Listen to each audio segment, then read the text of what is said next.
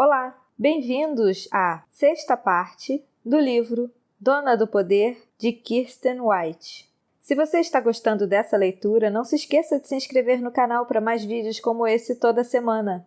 Capítulo 45, 28 a 29 de maio. A liturgia era pontuada pelos ataques incessantes da artilharia. Radu desejou que pudesse ter alguma espécie de coordenação com Mermed para que o som distante e a vibração de pedras contra pedra ressoassem na hora certa. Da forma como estava, as batidas vinham cedo ou tarde demais, uma confusão que impedia que as pessoas se concentrassem de verdade no ritual. Mas isso não era possível de qualquer forma, não naquela noite. Pela primeira vez desde que Constantinopla tentou unir os dois ramos da igreja, a Hagia Sophia estava toda iluminada. O apego furioso aos dogmas e as noções de pureza religiosa tinham sido deixados de lado, e o povo da cidade apelava a cada imagem, a cada relíquia, a cada vínculo com Deus ainda disponível. Se a Hagia Sophia fosse capaz de salvá-los, eles enfim estavam dispostos a lhe dar uma chance. Do lado de fora das muralhas, o acampamento dos otomanos estava em silêncio. O bombardeio ganhara força, e a cidade prendia a respiração à espera da explosão final. As flechas que caíam por cima da muralha vinham com bilhetes escritos à mão por soldados cristãos solidários. O fim está a caminho. Mas ninguém precisava ler essa informação vinda com as flechas. Ela já estava escrita em enormes bolas de pedra que se chocavam nas muralhas, atiradas pelos canhões mesmo no dia de orações e descanso concedido por Mermed a seus homens. Um último suspiro, uma última chance de defender ou atacar, de manter-se de pé ou de cair, de viver ou de morrer. Então o povo da cidade foi à igreja. A Hagia Sophia estava lotada, claustrofóbica. Estavam todos grudados uns nos outros. Radu respirava o mesmo ar que todos ao redor. As pessoas exalavam terror e resignação, que ele inalava até não conseguir mais respirar. Era muito melhor ver a Hagia Sophia vazia, preenchida apenas pelo barulho dos pássaros que viviam entre o forro e o telhado. Era uma atmosfera que o fazia se sentir mais próximo de uma adoração ao divino do que aquela. Constantino estava de pé lá na frente, olhando para o alto como se ele mesmo já fosse uma imagem sagrada. Ao seu lado estava Justiniane, pálido e suarento. Devia estar sentado, mas era preciso manter as aparências. Ele havia se ferido no bombardeio do dia anterior. O pânico que se espalhou na cidade pela possibilidade de perdê-lo era mais perigoso que qualquer canhão. Por isso Justiniane estava ali, e não em repouso, rezando e não dormindo para que todos vissem o imperador e o comandante militar como um sinal de esperança. Quando a missa terminou, ninguém se moveu. Radu estava desesperado para sair, para afastar-se de tudo aquilo.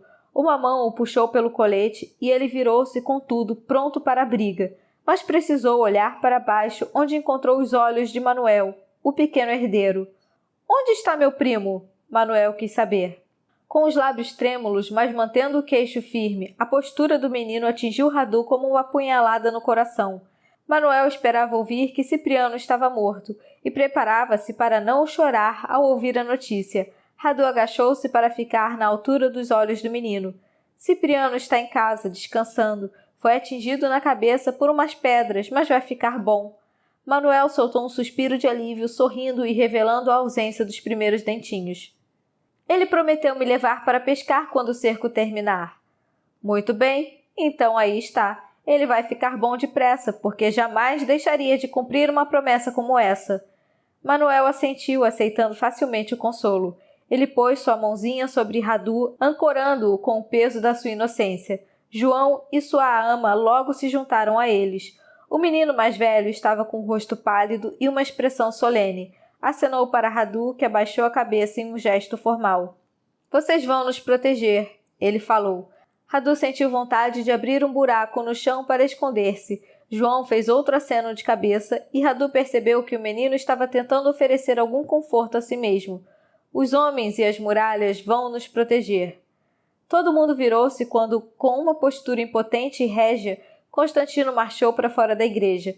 Quando a porta fechou-se atrás dele, houve um alívio coletivo, como todos os presentes soltando a respiração ao mesmo tempo, além de gemidos e gritos de desespero. As pessoas espalhavam-se em todas as direções. Radu ouviu fragmentos de planos para se esconder. lugares que poderiam ser seguros, cisternas subterrâneas que nenhum turco pensaria em revistar. Pelo menos eles conheciam os limites da fé. Radu segurou o braço da ama que tentava conduzir os meninos para fora. Fiquem aqui. Ela fechou a cara ofendida. Preciso levar os meninos de volta ao palácio. Se as muralhas forem atravessadas, o palácio vai ser o primeiro lugar que os soldados vão atacar atrás de coisas de valor. Ela torceu o nariz, desafiadora, como se a precaução de Radu estivesse produzindo um cheiro podre no ar. Esses turcos imundos não vão passar pelas colunas. O anjo do Senhor vai descer dos céus e expulsá-los com uma espada flamejante. Radu segurou-se para não bufar, por mais difícil que fosse. Em vez disso, abriu um sorriso encorajador. Sim, claro. É por isso que vocês precisam ficar aqui. A Hagia Sophia fica mais para o centro da cidade e o anjo não vai deixar os turcos chegarem nem perto, então é mais seguro. Ela franziu a testa pensativa. E vai ser bom para os meninos rezar mais um pouco. Nenhuma ama bizantina resistiria à ideia de forçar crianças a rezar. Ela pegou os meninos pela mão e voltou para o interior da Hagia Sophia. Radu desejou poder fazer mais, mas sabia que Mehmed iria querer a basílica intacta e mandaria soldados para protegê-la se e quando conseguisse ultrapassar as muralhas. Aquele era o lugar mais seguro da cidade. Ele saiu pelas portas, respirando com alívio o ar do fim da tarde. Outra mão pequena agarrou-o pela roupa. Quando olhou para baixo, Radu deu de cara com Amal. Tirou a última moeda do bolso e colocou-a na palma da mão do menino. Diga a ele para procurar nos portões perto da muralha do palácio. Eu vou. Onde está meu sobrinho? Radu virou-se às pressas. Constantino o encarava com a cara fechada. Radu começou a gaguejar, surpreso e culpado. Ele está descansando. Acho que vai se recuperar, mas não está pronto para lutar. Radu arriscou uma olhada para o lado. Amal tinha desaparecido. Constantino assentiu, algo parecido com alívio surgiu no rosto. Assuma o lugar dele ao meu lado, então. Radu foi absorvido pela comitiva de Constantino. Jogado lá no meio, bem ao lado de Justiniane, ele não tinha como escapar. Não era onde gostaria de estar naquela noite. Ele planejara se posicionar no portão do circo, uma pequena passagem que dava acesso ao palácio de Blaquerna. E precisava estar lá, mas não havia nada que pudesse fazer para afastar-se sem levantar suspeitas. Constantino os conduziu pela cidade, rumo à massa de soldados concentrada diante a parte da muralha mais próxima ao rio Lico. Era lá, e na seção do palácio de Blaquerna, que as batalhas decisivas seriam travadas. Era possível ver o palácio à distância. Nazira estava lá, conforme planejado, e ele preso ali. Constantino subiu em uma pilha de escombros, olhando por cima da cabeça de seus homens sobre a luz do crepúsculo. Não temam os malignos turcos! Sua voz retumbante era pontuada por impactos à distância. Nossas defesas superiores vão nos proteger. Nosso treinamento superior vai nos proteger. Nosso Deus vai nos proteger. O sultão maligno deu início à guerra, rompendo os termos de um tratado. Construiu uma fortaleza no Bósforo, nas nossas terras, enquanto fingia manter a paz. Olha para nós com inveja, cobiçando a cidade de Constantino, o Grande, a terra de vocês, o verdadeiro lar dos cristãos, protetor de todos os gregos. Ele viu a glória do nosso Deus e a quer para si. Nós vamos deixar que ele tome a nossa cidade?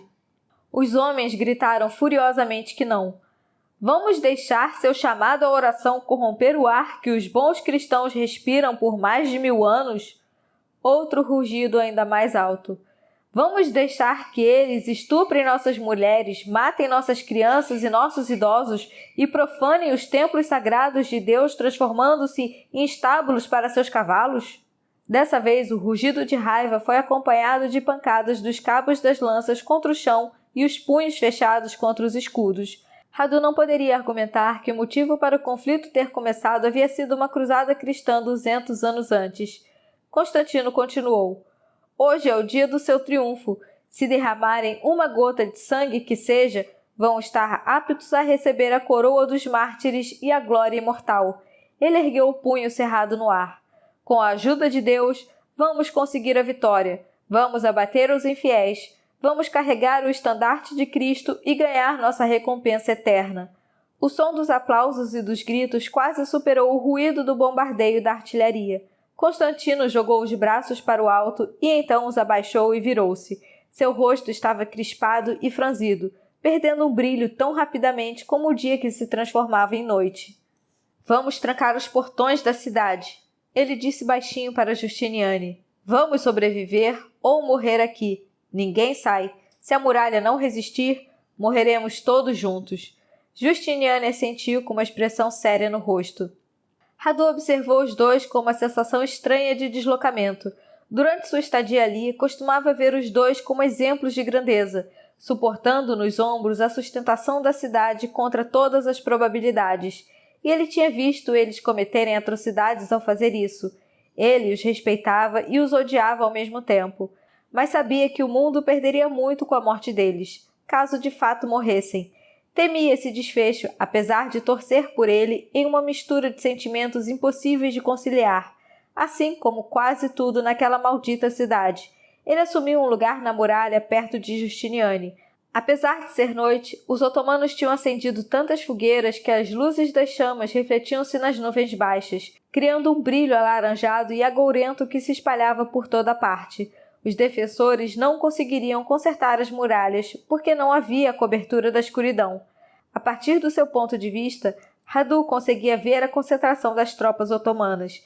Em algum lugar ali perto, Mehmed aguardava para descobrir se seu grande plano triunfaria ou fracassaria, se conseguiria cumprir a profecia proferida gerações atrás. Talvez, se Radu estivesse lá com Mehmed, pudesse ser uma situação empolgante.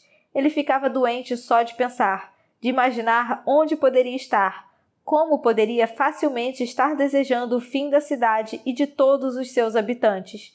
Isso também o enchia de saudade, saber que um dia tudo havia sido tão simples, mas ele afastou esse pensamento também, junto com todo o resto. Ele morreria na muralha naquela noite, entre seus irmãos de fé e seus inimigos, porque não sabia mais distinguir entre uns e outros. Eles finalmente chegariam às últimas consequências. Fosse qual fosse o lado vencedor, ninguém teria um triunfo verdadeiro. Uma bala de pedra arremessada por um canhão atingiu a muralha entre Radu e Justiniane. Eles caíram de joelhos, com um impacto reverberando dentro de Radu dos dedos dos pés até os dentes. Ele sacudiu a cabeça e tentou se livrar do estranho ruído em seus ouvidos. Não era o zumbido. Eram berros. Ele olhou para os barris de defesa e viu uma horda aos gritos correndo naquela direção. Não havia nenhum senso de ordem ou lógica naquela abordagem. Os homens corriam como nuvens de gafanhotos, empurrando e abrindo caminho, tentando ser os primeiros a chegar. Foram também os primeiros a ser cortados pelas espadas, mas isso não importava. Os que vinham atrás escalavam seus corpos. Quando esses também eram mortos a flechadas, seus cadáveres eram acrescentados à pilha. Radu entrou na refrega, observando horrorizado as tropas irregulares do exército de Mehmed usarem os mortos e às vezes os vivos feridos como degraus. Eles subiam uns em cima dos outros, transformando a morte em uma ferramenta para chegar ao topo da muralha. Havia tantos deles que Radu inevitavelmente acertava alguém a cada flecha lançada, mas tinha a mesma eficiência que lançar projéteis para deter as ondas do mar.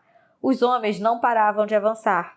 Justiniane comandava suas forças ativamente, sempre antecipando antes que os irregulares conseguissem transpor as muralhas. Ali! Gritou, apontando para uma abertura não muito distante de Radu, que correu para lá e viu os primeiros soldados chegarem a duras penas ao topo. Não havia homens suficientes atrás de Radu. Ele chegara rápido demais. Mesmo assim, sacou sua espada, atacou e bloqueou o caminho, mas não havia esperança.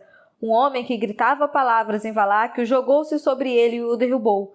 Radu caiu de costas, olhando na cara da morte. Não importava onde fosse, sua infância conseguia alcançá-lo, e agora o mataria.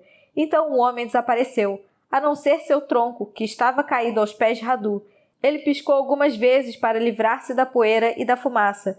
Todos os irregulares que escaparam àquela parte da muralha tinham sido partidos ao meio por um tiro de seus próprios canhões. Radu chutou para longe o corpo do homem partido, encostou a cabeça na beirada da muralha e deu risada. Urbana e seus canhões tinham salvado sua vida no fim das contas. Ele levantou-se e foi correndo até Justiniane. Estava certo de que seu destino era morrer bem ali, mas ainda estava vivo, o que significava que ainda poderia fazer alguma coisa para influenciar o rumo da batalha. Dessa vez, Quando uma oportunidade surgisse, ele não iria titubear. Mais adiante na muralha, Constantino arremessou um homem por cima da borda. Com um gesto seu, um jato de fogo grego iluminou a noite, incinerando corpos de vivos e mortos encostados à muralha. O fogo grego subia e descia, consumindo tudo o que não fosse de pedra. Os homens gritaram de pavor e o equilíbrio da batalha alterou-se. Eles estão recuando! Justiniane rugiu. Os homens ao redor de Radu vibraram, alguns chorando, alguns rezando. Com Justiniane e Constantine apostos, a cidade ainda tinha uma chance. Justiniane deu um tapa no ombro de Radu. Você sobreviveu! Que bom! Eles agacharam-se quando uma bala de canhão passou zunindo logo acima, espatifando-se entre as duas muralhas. Você acha que estão fugindo? Eles só queriam nos cansar. Em seguida vão mandar os janízaros. Mermed com certeza guardaria seus melhores homens para o final. E Radu sabia sem sombra de dúvidas que a próxima onda de ataque seria a última. Se a força dos números não fosse suficiente para superar a muralha, então só os janízaros conseguiriam. E se eles saíssem derrotados, seria o fim para Mermed. Ele não teria mais nada de que se valer. Nós podemos resistir, e vamos resistir. Justiniane escondeu a perna ferida enquanto descia mancando por uma escada.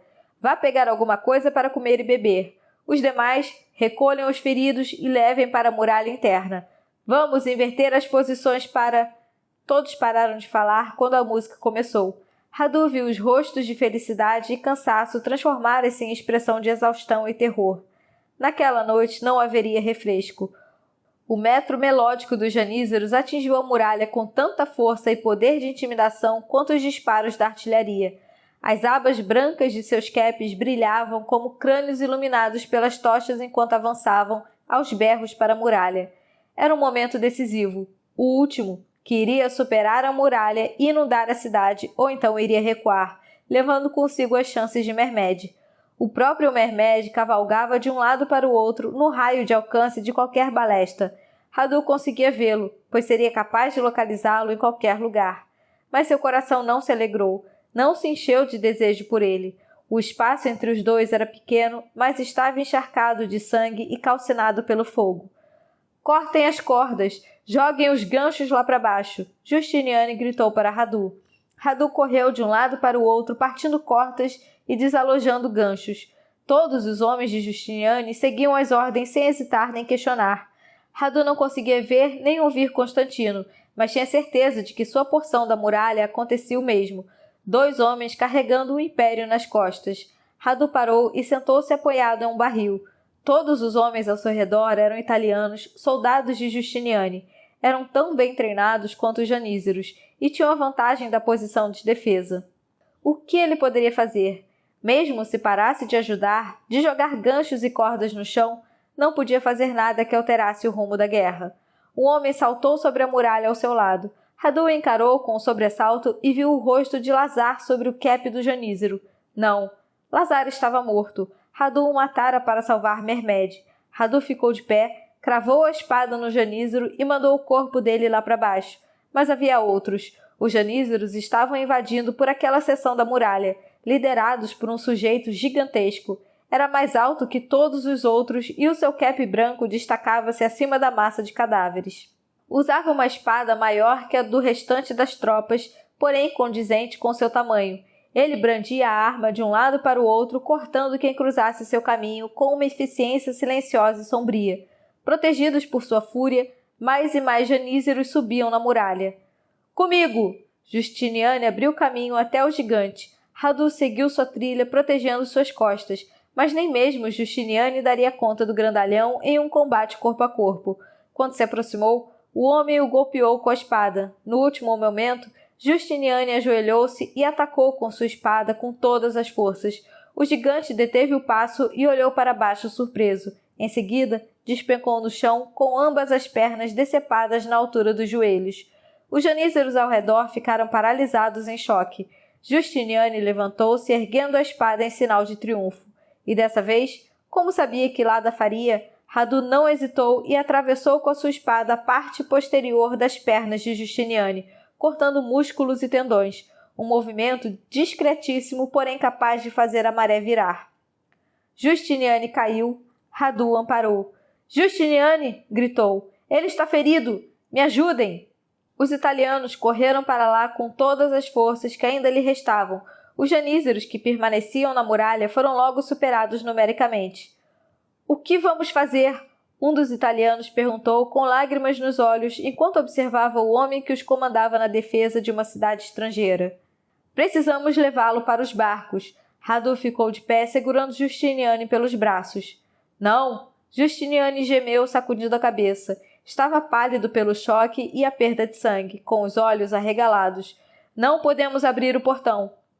Mas precisamos para salvá-lo. Radu apontou com o queixo para o soldado que chorava e segurou as pernas dilaceradas de Justiniane. Eles o desceram da muralha com a ajuda dos demais italianos, passando-o de um homem para o outro. Justiniane grunhia e gritava de dor, sem cessar de ordenar que parassem. Eles correram pela parte aberta entre as muralhas, esquivando-se de flechas e de balas de canhão. Todos os italianos vieram atrás, mais de uma centena de homens que a defesa daquela seção não poderia perder. A chave! Radu gritou. Quem está com a chave? Justiniane! Radu ouviu gritos que superavam todo o ruído ao redor. No alto das muralhas, Constantino gesticulava. Estava em um frenesi absoluto, sacudindo a cabeça e agitando as mãos. Se o portão fosse aberto e aqueles homens passassem, seria um golpe mortal para a defesa da cidade. Os que desejassem fugir teriam uma opção. Os homens correram naquela direção para impedi-los. Se não sairmos daqui, Justiniane vai morrer, Radu gritou. Os italianos, sempre leais a Justiniane, sacaram as espadas contra os soldados com quem lutaram lado a lado durante semanas. Todos pararam para ver o que iria acontecer. Radu enfiou a mão no bolso do colete ensanguentado de Justiniane e pegou uma chave pesada de ferro. Justiniane segurou sua mão. Por favor, falou. Seu rosto estava pálido e banhado de suor, mas os olhos mantinham-se lúcidos. Não faça isso. Radu olhou para a muralha. A silhueta de Constantino desenhava-se contra o céu noturno. Seus ombros tinham despencado. Ele arrancou o manto e o jogou lá do alto. O elmo, com uma coroa de metal em cima, foi lançado logo em seguida. O imperador virou-se e juntou-se à luta na muralha como fez durante a vida inteira. E morreria fazendo. Eu não tenho outra saída, Radu murmurou. Ele soltou sua mão e abriu o portão. Assim que o atravessou, foi correndo na direção do palácio de Blaquerna. Mesmo se os homens de Justiniane reparassem nisso, estavam ocupados demais tentando se salvar para impedi-los. Não havia muita gente no palácio, apenas um punhado de guardas vigiando o portão do circo, e por um golpe de sorte ou providência divina eram todos italianos. Justiniane está ferido, Radu gritou. Sua única chance de sobreviver é chegar aos barcos. Ele precisa de sua ajuda. Os homens ficaram imóveis por alguns segundos, mas então saíram correndo. O portão era todo seu. Radu caminhou até lá com passos arrastados. A barra de ferro que o mantinha fechado tinha o peso de 1000 traições. Ele conseguiu erguê-la e deixou o portão aberto. Tinha escolhido aquela passagem porque era menos vigiada, mais ampla o suficiente para permitir a entrada de um exército inteiro. Ele precisava de algo mais. Se existia alguém capaz de obter uma vitória, mesmo em uma situação como aquela, era Constantino. Radu precisava destroçar a moral das forças de defesa. Caso o fizesse, a cidade cairia. Ele subiu para a muralha do palácio, onde Nazir o esperava com uma trouxa de tecidos. Ela o abraçou e pressionou o rosto contra o ombro dele. Fiquei com medo de que estivesse morrido. Ainda não. Ele pegou as bandeiras otomanas que havia roubado da torre de Orhan. Enquanto corriam, seus passos ecoavam pelo palácio, subindo degraus e mais degraus até o último patamar. Lá em cima era possível ouvir o som das mortes, do choque do metal contra metal, dos gritos de fúria. Eles recolheram a bandeira do imperador e hastearam em seu lugar a do Império Otomano. Depois se separaram para encontrar locais onde as bandeiras ficassem visíveis aos combatentes, e por fim se encontraram na muralha acima do portão que Radu deixara aberto. Ele agitou a última bandeira de que dispunham, e então pendurou na muralha para sinalizar o local de entrada. Em seguida, olhou para Constantino, a última barreira entre a sua cidade e a destruição. Apesar de estar escuro e Radu saber que era impossível, foi como se os dois trocassem olhares pela última vez. Um grito elevou-se entre os homens. A pressão sobre a entrada das muralhas para a cidade intensificou-se.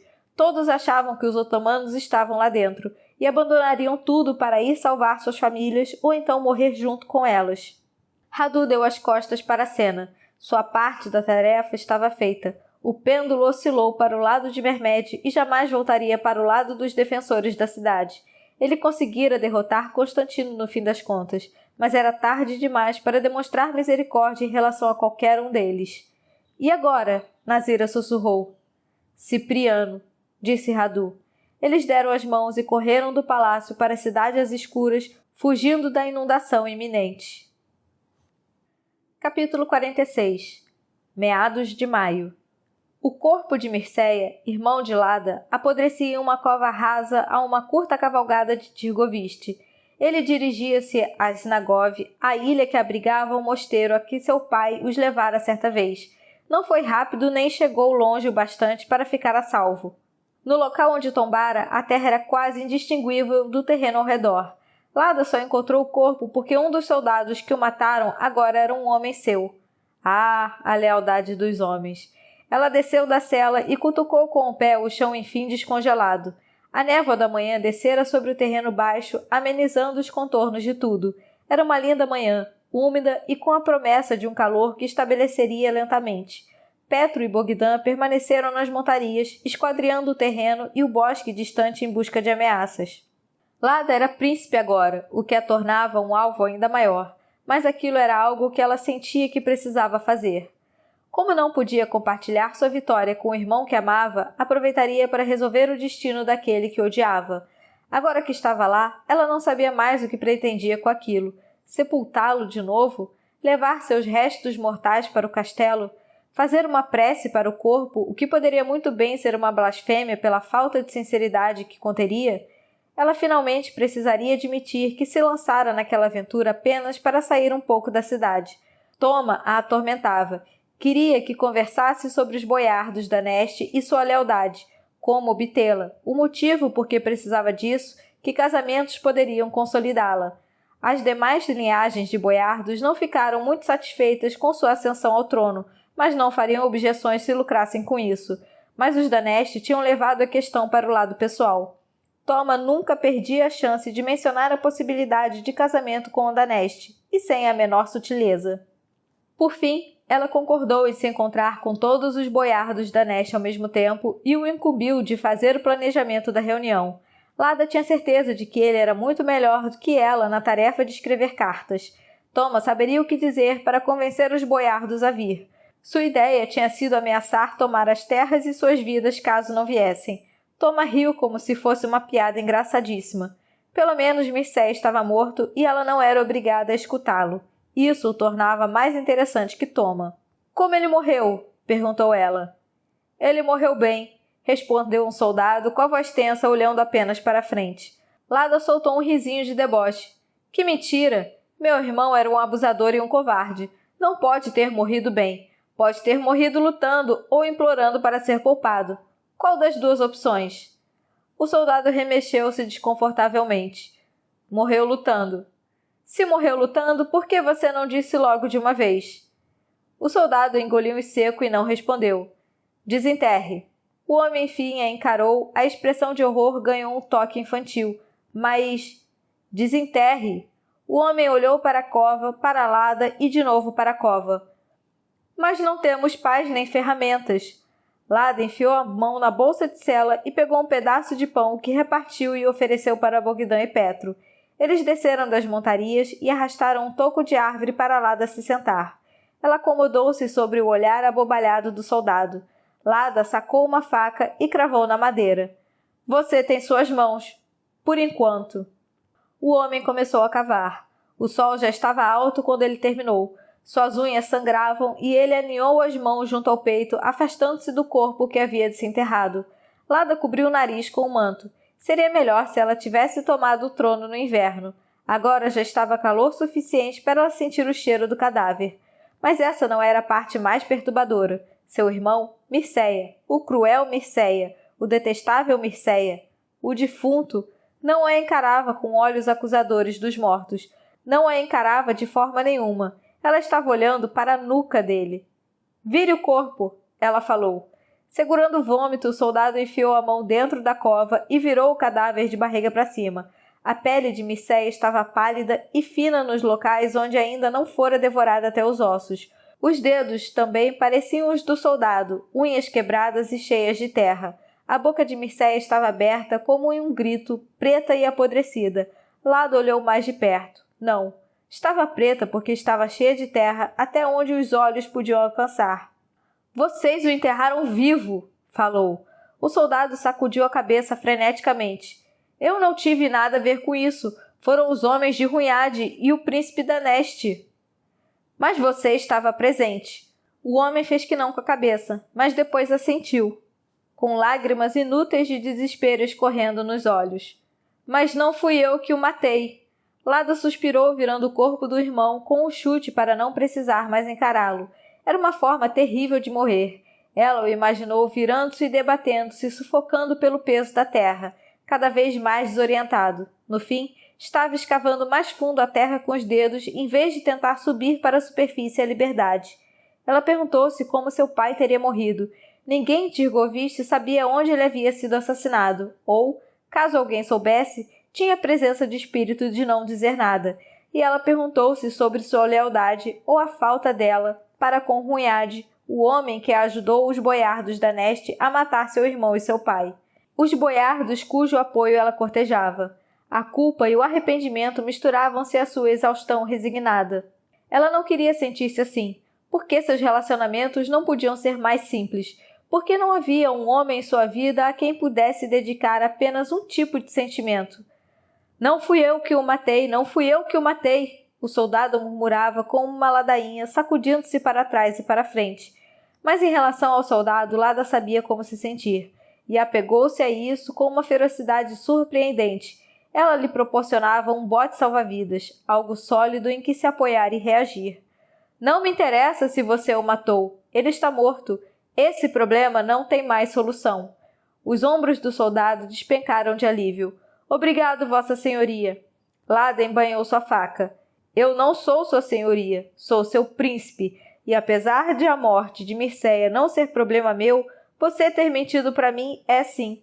O soldado ergueu os olhos, franzindo os lábios de medo e mostrando os dentes, que se projetaram para fora da mesma expressão de agonia do crânio de Mircea. Bogdan, acorda. Bogdan tirou uma corda da bolsa de sua cela. Lada a amarrou com força em torno dos pulsos do homem e jogou a ponta para Petro. Ele fez um aceno bem sério e amarrou a corda à sua cela. — O que vão fazer comigo? O homem perguntou, rangendo os dentes. — Vamos levar você de volta a Tirgoviste como exemplo do que acontece com aqueles que não honram a verdade. — E se ele não conseguir acompanhar o passo dos cavalos? Petro perguntou. Lada olhou para a cova aberta do irmão, onde estava o cadáver afogado pela terra que ela reivindicava. — É para isso que serve a corda. Ela esporeou o cavalo e acelerou até um ritmo que homem nenhum conseguiria acompanhar, garantindo que fosse arrastado até a morte. Ela não olhou para trás nenhuma vez. Capítulo 47 29 de maio. Enfim o dia amanheceu. Os pássaros revoavam pelo ar com suas silhuetas escuras contra o céu, atraídos pela carnificina mais abaixo. Em breve começariam a pousar. Nazir e Radu corriam o máximo que podiam. As ruas estavam repletas de pequenos grupos de cidadãos agarrando-se uns aos outros em pânico. — É verdade? Um homem gritou quando os dois passaram correndo. — Eles entraram na cidade? — Corram! Nazira berrou. O homem caiu de joelhos e começou a rezar. Atrás deles era possível ouvir o som do conflito cada vez mais próximos. Não havia soldados bizantinos na cidade. Não havia mais resistência, mas os otomanos que atravessavam as muralhas não sabiam disso. Entrariam nas ruas prontos para a luta, e quando percebessem que ninguém deteria seu avanço... Precisamos tirar Cipriano daqui. Radu falou resfolegado. Valentim também. Como? A passagem para Gálata estaria fechada. Os otomanos bloqueariam esse caminho. Os sinos na porção da muralha voltada para o mar começariam a dar o alerta. Se os galeões otomanos soubessem que a cidade estava sendo tomada, ficariam ansiosos para juntar-se à pilhagem. A muralha perto do mar devia estar quase desprotegida e com a notícia da queda espalhando-se todos abandonariam seus postos, abrindo caminho para os marinheiros pularem. Ninguém queria perder os saques. Nada estaria fora dos limites. Ouro, joias, pessoas, qualquer coisa que pudesse ser carregada e vendida seria levada. Mas se as muralhas estivessem desprotegidas diante do mar e os marinheiros entrassem na cidade... O chifre, Radu disse. Vamos para o chifre. Os navios italianos ainda estão lá. Podemos até conseguir roubar um galeão otomano. Tem certeza de que não vamos encontrar resistência? Nazira questionou. Radu não tinha certeza de nada naquele momento. É a nossa melhor chance. E quanto a Mermed? Você pode cavalgar ao encontro dele. Os dois apoiaram-se com um gesto brusco à porta da casa de Cipriano, que ficava distante da muralha o suficiente para que o som da batalha não chegasse até lá. Não vou deixar você e Cipriano aqui por nada no mundo, Radu falou. Posso voltar quando os 3 dias de pilhagem terminarem e tudo estiver mais calmo. Nazira apertou sua mão. Eles correram para dentro da casa. Valentim! Nazira gritou. O menino desceu a escada correndo e quase caiu. Nós ouvimos os sinos. Cipriano está se trocando para ir lutar. Falei para ele não fazer isso, mas... Nazira entregou o manto de Valentim. A cidade caiu. Estamos fugindo. Radu ergueu os olhos e viu Cipriano no alto da escada. O ferimento impedia que ele levantasse da cama por mais de alguns minutos sem sentir vestígios. Estava pálido e instável como a manhã. Meu tio... Radu fez que não com a cabeça. Acabou. Se não fugirmos, não vamos conseguir sair daqui vivos. Cipriano fechou os olhos e respirou fundo. Em seguida assentiu e a determinação endureceu suas feições. Para onde vamos? Para o chifre. Radu virou-se para ir embora, mas então se deteve. Esperem! Ele correu escada acima e abriu o baú do quarto que dividia com Nazira. No fundo, cuidadosamente dobradas, estavam as roupas que eles usavam na viagem de Constantinopla. Radu jogou as túnicas sobre o que vestia e colocou às pressas o turbante sobre a cabeça. Era melhor parecer um aliado do que um inimigo do exército invasor. Cipriano assentiu. Como as bandeiras, comentou. Por um terrível momento, Radu achou que Cipriano sabia o que eles haviam feito no palácio, mas então se lembrou das bandeiras nos barcos que os ajudaram a passar pela frota otomana. Sim. Só falem em turco, Radu avisou. Valentim, você não diga nada. Os 4 pararam diante da porta da casa. Eles haviam sido felizes ali, em certo sentido. Pelo menos o quanto era possível durante a morte lenta e agonizante de uma cidade que caía ao redor. Então, correram. Cipriano ia na frente, fazendo uma rota sinuosa pela periferia da cidade, evitando as áreas mais populosas e circulando por caminhos abandonados. Estavam próximos de um portão na seção marinha da muralha quando encontraram o primeiro grupo de soldados otomanos. Alguns cidadãos estavam encurralados em um beco e os soldados correram na direção deles, gritando e branindo as espadas. Metade das pessoas foi morta antes de os soldados perceberem que não havia resistência e interromperem a carnificina. Para Radu, nada poderia ser mais aterrorizante do que ver pessoas desarmadas sendo executadas. Mas então os soldados começaram a dividi-las entre si. Uma jovem, com as roupas já rasgadas, estava sendo disputada por 2 homens. Eu vi primeiro, um deles gritou. Ela é minha, procure uma para você. Tem para todo mundo, o comandante falou, revistando as bolsas dos mortos. Nem ao menos olhou para a menina enquanto os soldados arrancavam o que restavam de suas roupas, discutindo sobre quem deveria ficar com ela e o quanto valeria. A menina olhou para Radu com os olhos já vazios e mortos, apesar de seu corpo ainda estar vivo. Se Radu tivesse alguma bondade, se não fosse um covarde, se valorizasse todas as vidas da mesma forma, arriscaria-se a atrair a atenção dos soldados matando-a o quanto antes, mas precisava salvar Nazira e Cipriano. Vamos, Radu murmurou. Eles voltaram para o caminho de onde tinham vindo. No portão da praia estreita do chifre, 2 soldados gregos remanescentes hesitaram sem saber se abriam ou não. Cipriano caminhou até eles sem deter o passo. Eles já estão na cidade, falou. Nós vamos expulsá-los. Um soldado baixinho, mal saído da adolescência, entrou no caminho de Cipriano. O anjo vai vir. Precisamos detê-los enquanto isso. Ele está com a chave? Cipriano perguntou ao soldado alto e magro ao lado do garoto. O outro assentiu. Cipriano deu um murro no menino e arrancou a chave de seu colete. A cidade caiu. Façam o que acharem melhor. Aos prantos, o jovem soldado afastou-se com passos cambaleantes. O soldado alto e magro saiu pelo portão assim que Cipriano o destrancou. Eles o seguiram pela faixa estreita da praia rochosa paralela à muralha. Não havia nenhuma embarcação atracada por lá. Os navios venezianos ainda não tinham fugido, mas pela movimentação a bordo, logo fariam isso. E como Radu previu, vários galeões otomanos estavam à deriva não muito longe da terra firme, completamente abandonados. Alguém tinha atirado troncos ao mar onde flutuavam as centenas, oscilando de leve ao sabor das ondas. Não. Troncos não. Radu viu um homem que conseguiu nadar até os navios venezianos, tentar escalar o casco pela lateral. O marinheiro no convés o empurrou de volta para o mar. Por quê? Por que não ajudar? Nazira murmurou, cobrindo a boca com as mãos. Cipriano encostou-se contra a muralha, revelando olheiras cinzentas como as suas íris. Eles estão com medo da superlotação. Tem gente demais querendo entrar nos navios. Valentim sacudiu a cabeça incrédulo. Toda essa gente, eles poderiam salvá-los.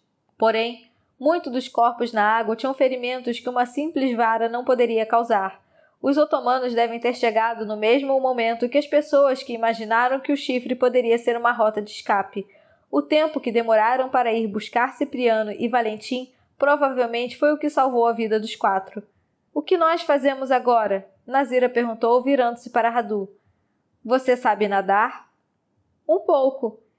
Ele olhou para Cipriano, que assentiu com a cabeça. Valentim também, observando a água repleta de cadáveres com uma exaustão resignada que não combinava com um rosto tão jovem. O galeão menor. Vamos remar até conseguir pegar vento.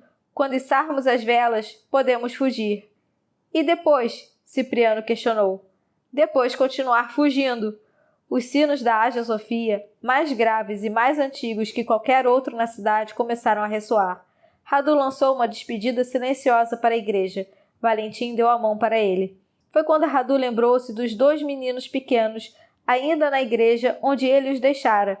Vocês vão nos proteger, João dissera. Radu olhou para Nazira, Valentim e Cipriano e deu-se conta de que a balança jamais voltaria a pesar a seu favor. Mas isso ele podia fazer. Podia morrer tentando salvar 2 garotos que não significavam nada para ele, mas ao mesmo tempo significavam tudo. Eu vou ficar, Radu avisou. Quê? Não! Nazira segurou a mão livre dele, puxando-o na direção da água. Precisamos ir embora agora mesmo. Eu tenho que voltar. Com os lábios trêmulos, Nazira concordou com a cabeça. Certo. Então vamos voltar. Radu beijou a mão dela e a entregou a Cipriano. Mulher nenhuma está a salvo nessa cidade. Por hoje e pelos próximos 3 dias. Não posso permitir que alguma coisa aconteça com você. Foi uma promessa que fiz a Fátima. Precisa voltar para casa. Nazira bateu o pé com as lágrimas escorrendo pelo rosto. Precisamos voltar juntos. Você não pode voltar para a cidade. Cipriano passou por Nazira, ignorando a mão dela e segurando-a de Radu com uma intensidade avassaladora. Você vai morrer. Eu sei onde estão João e Manuel. Posso salvá-los. Cipriano parecia ter sido fulminado por um raio. Ele fechou os olhos e aproximou-se ainda mais, colando a testa de Radu. O destino deles está na mão de Deus. Nunca esteve nas mãos de Deus. Não, estava nas mãos do meu tio e de seu maldito orgulho. Foi ele que os matou, não você. Se ficar, Mermed vai encontrá-lo e vai matá-lo. O castigo final de Radu foi anunciado por um novo ressoar de sinos ali perto, duros e inclementes. Ele não deveria esperar misericórdia por nada do que fizera. Não havia como escapar, nem como manter nada do que gostaria. Radu apoiou o rosto ao de Cipriano por um breve e eterno instante. Ele não vai me matar, Radu murmurou. Então se afastou e esforçou-se para encarar os olhos de Cipriano. Aqueles olhos que capturavam sua atenção mesmo quando Mermed era o centro do seu mundo. Aqueles olhos que de alguma forma haviam se tornado o pilar da esperança de que talvez Radu pudesse encontrar o amor algum dia. Ele não vai me matar, Radu repetiu, à espera de que Cipriano entendesse. Os olhos de Cipriano desabaram como as muralhas ao redor. Cipriano cambaleou para trás, sacudindo a cabeça. Durante todo esse tempo, sussurrou. Você vai mantê-la a salvo? Radu perguntou. Cipriano olhou para as rochas mais à frente, mudo e atordoado como quando sofreu um ferimento quase fatal. Você poderia ter fugido, ele disse por fim. Não precisava me contar, nós teríamos sido felizes. Ou não. Radu sabia o que Cipriano estava perguntando, e isso o teria aniquilado, caso já não tivesse perdido todas as esperanças. Eu não mereço a felicidade. Os sinos da Hagia Sophia começaram a tocar com mais insistência. O tempo de João e Manuel está se esgotando. Você ainda vai manter Nazir a salvo? Uma única lágrima desceu pelo rosto de Cipriano. Ele não olhou para Radu, mas assentiu. Eu vou. Esse bem, portanto, Radu conseguira fazer. Não tinha quebrado todas as suas promessas. Nazira lançou-se para a frente e o abraçou com força. Você vai voltar para nós, ela murmurou em seu ouvido. Fique bem, Radu respondeu. Então, com o coração ainda mais apertado por saber que podia confiar em Cipriano mesmo naquele momento, voltou correndo para a cidade. O chão estava escorregadio sobre as botas de Radu. Ele caiu de 4 na rua. Quando se levantou, suas mãos estavam ensanguentadas. Não sentira nenhum corte e não achava que tivesse caído com tanta força. Foi quando se deu conta de que o sangue não era resultado de sua queda, e sim sua causa. As ruas estavam cobertas de sangue. Ele então acelerou o ritmo da corrida. Passou por soldados que tiravam das casas qualquer coisa que pudessem carregar.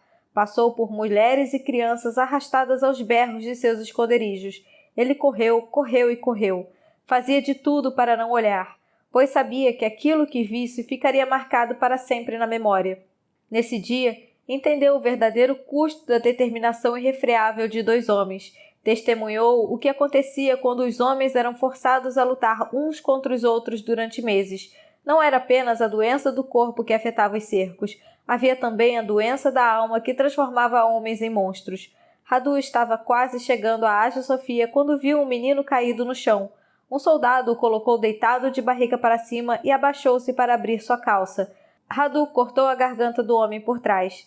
Ele agachou-se e levantou o menino. O que viu foi o rosto banhado de lágrimas de Amal. — Por que você voltou para cá? Radu questionou, chocado e desesperado. Amal sacudiu a cabeça, incapaz de responder. Radu o levou consigo. Com seu turbante, suas roupas ensanguentadas e sua espada, ele misturava-se facilmente aos demais soldados que arrastavam coisas e pessoas pelas ruas. Na praça diante da Hagia Sophia, os soldados que não queriam dividir os espólios faziam de tudo para segurar seus tesouros. Crianças bonitas, de ambos os sexos, eram valorizadíssimas como escravas, assim como as moças jovens. Qualquer um que parecesse ter dinheiro também podia ser feito de refém para futuros pedidos de resgate. Ao redor deles estavam os corpos de pessoas consideradas velhas ou doentes demais para ter algum valor. Radu arrastou Amal até o coração da queda de Bizâncio, até o ponto central da profecia. Estava tudo profanado e arruinado. Não havia nada de sagrado naquela vitória. De fato, Deus abandonara a cidade. Deus não estava lá, mas Radu sim, e ainda tinha uma missão. Sua suspeita de que Mermed mandaria homens para proteger a Hagia Sophia estava certa. Vários janízaros barravam a porta da igreja, porém uma horda cada vez maior de tropas irregulares e outros soldados esbravejavam sobre seus direitos de pilhagem irrestrita por 3 dias. Os guardas e as grades não aguentariam por muito tempo. Se Radu não estivesse entre os primeiros a entrar, não queria nem pensar no que aconteceria com aqueles 2 meninos pequenos e belíssimos. Ele costumava entrar pela porta lateral, mas havia soldados demais por perto para ele conseguir fazer alguma coisa às escondidas. Ele abriu caminho pela turba até os janízaros. Um deles ergueu a espada para detê-lo, mas Radu a afastou com um gesto de impaciência. — Você sabe que lugar é esse? Questionou. O janízaro hesitou. — Temos ordens para manter a construção intacta. Mermed não quer que nada seja queimado aqui. As pessoas mais ricas da cidade estão escondidas atrás dessas portas. Todo o ouro, a prata e a riqueza que nos prometeram estão atrás dessas portas. Não estamos aqui para queimar nada. Ele começou a gritar. Estamos aqui para enriquecer com a fortuna desses malditos infiéis. A turba atrás dele rugiu, aumentando a pressão sobre os janízaros e perceberam que não tinham como garantir nada por ali e fugiram. O próprio Radu levantou a barra que mantinha as portas fechadas e as abriu. Os saqueadores foram recebidos com gritos e berros de desespero. A turba espalhou-se, procurando primeiro objetos de valor. Radu esquadrinhou os rostos à procura dos 2 que tinha ido buscar. Amal permanecia em seu encalço.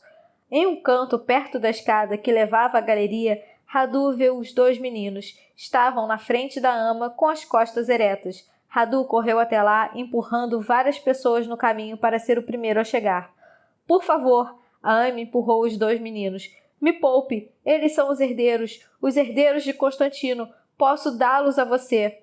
Os meninos ergueram o queixo corajosamente. O homem cutucou Radu.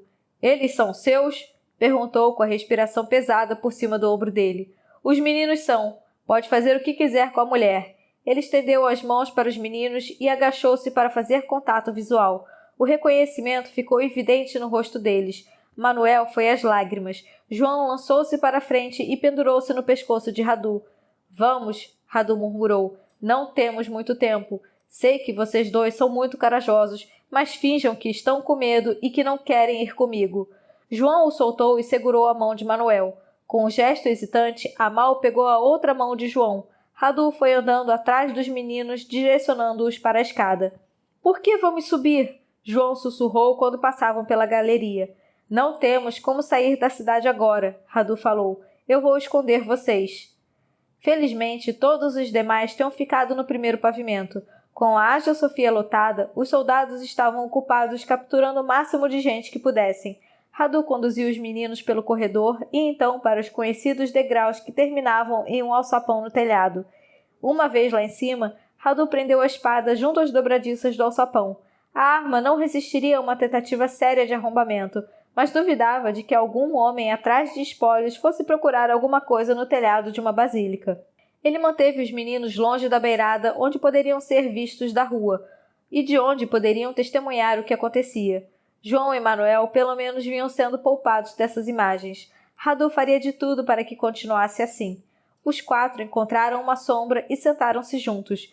Cada um dos irmãos aninhou-se de um lado de Radu e Amal encolheu-se entre as suas pernas. — Obrigado por nos salvar, disse João todo trêmulo. Radu olhou para o céu e fechou os olhos porque não poderia aceitar aqueles agradecimentos. Eles não estavam salvos. Não havia como tirá-los de lá, sair da cidade sem que fossem notados. Só o que tinha feito era adiar o inevitável. Mas, ao contrário de Radu, eles eram inocentes. Então ele os manteria vivos enquanto tivesse forças para respirar. E ele rezou para que, em algum lugar fora da cidade, Cipriano fizesse o mesmo por Nazira. Capítulo 48. Fim de maio. Nas semanas posteriores à sua ascensão ao trono, Lada passou o máximo de tempo possível fora do palácio. Estavam aguardando o fim de maio, quando todos os boiardos danestes compareceriam a um banquete. A ansiedade da espera era um fardo. Toma encarregou-se de quase todo o planejamento, algo que a deixou ao mesmo tempo grata e irritada. Ela sabia que o apoio consistente dos boiardos era o que a manteria no trono, mas não tinha ideia de como consegui-lo. Se pelo menos pudesse contar com Radu. Radu. Ela havia recebido a notícia de que o cerco a Constantinopla estava em andamento. Onde estaria ele? Estaria seguro? De todas as mágoas que guardava de Mermed, pôr a segurança de Radu em risco era a maior. Caso tivesse acontecido alguma coisa com seu irmão, ela jamais o perdoaria. Radu não era um sacrifício aceitável por cidade nenhuma. Mesmo assim, Lada tinha sacrificado sua relação com ele para voltar. Mas a Valáquia era diferente. A Valáquia era sua. Era maior e mais importante que qualquer cidade. Além disso, ela não havia colocado Radu em nenhum grande perigo para isso, somente o de deixá-lo com um homem que ele amava e que jamais retribuiria esse amor, e que colocaria Radu deliberadamente em perigo, sabendo que ele faria qualquer coisa para ter em troca algo que Mermed nunca retribuiria. Caso Radu tivesse sofrido alguma coisa, Lada o vigaria. Ela mataria Mermed. Pensar nisso a fez se sentir um pouco melhor, pois passava quase tanto tempo pensando em matar Mermed quanto gastava imaginando outras coisas com ele.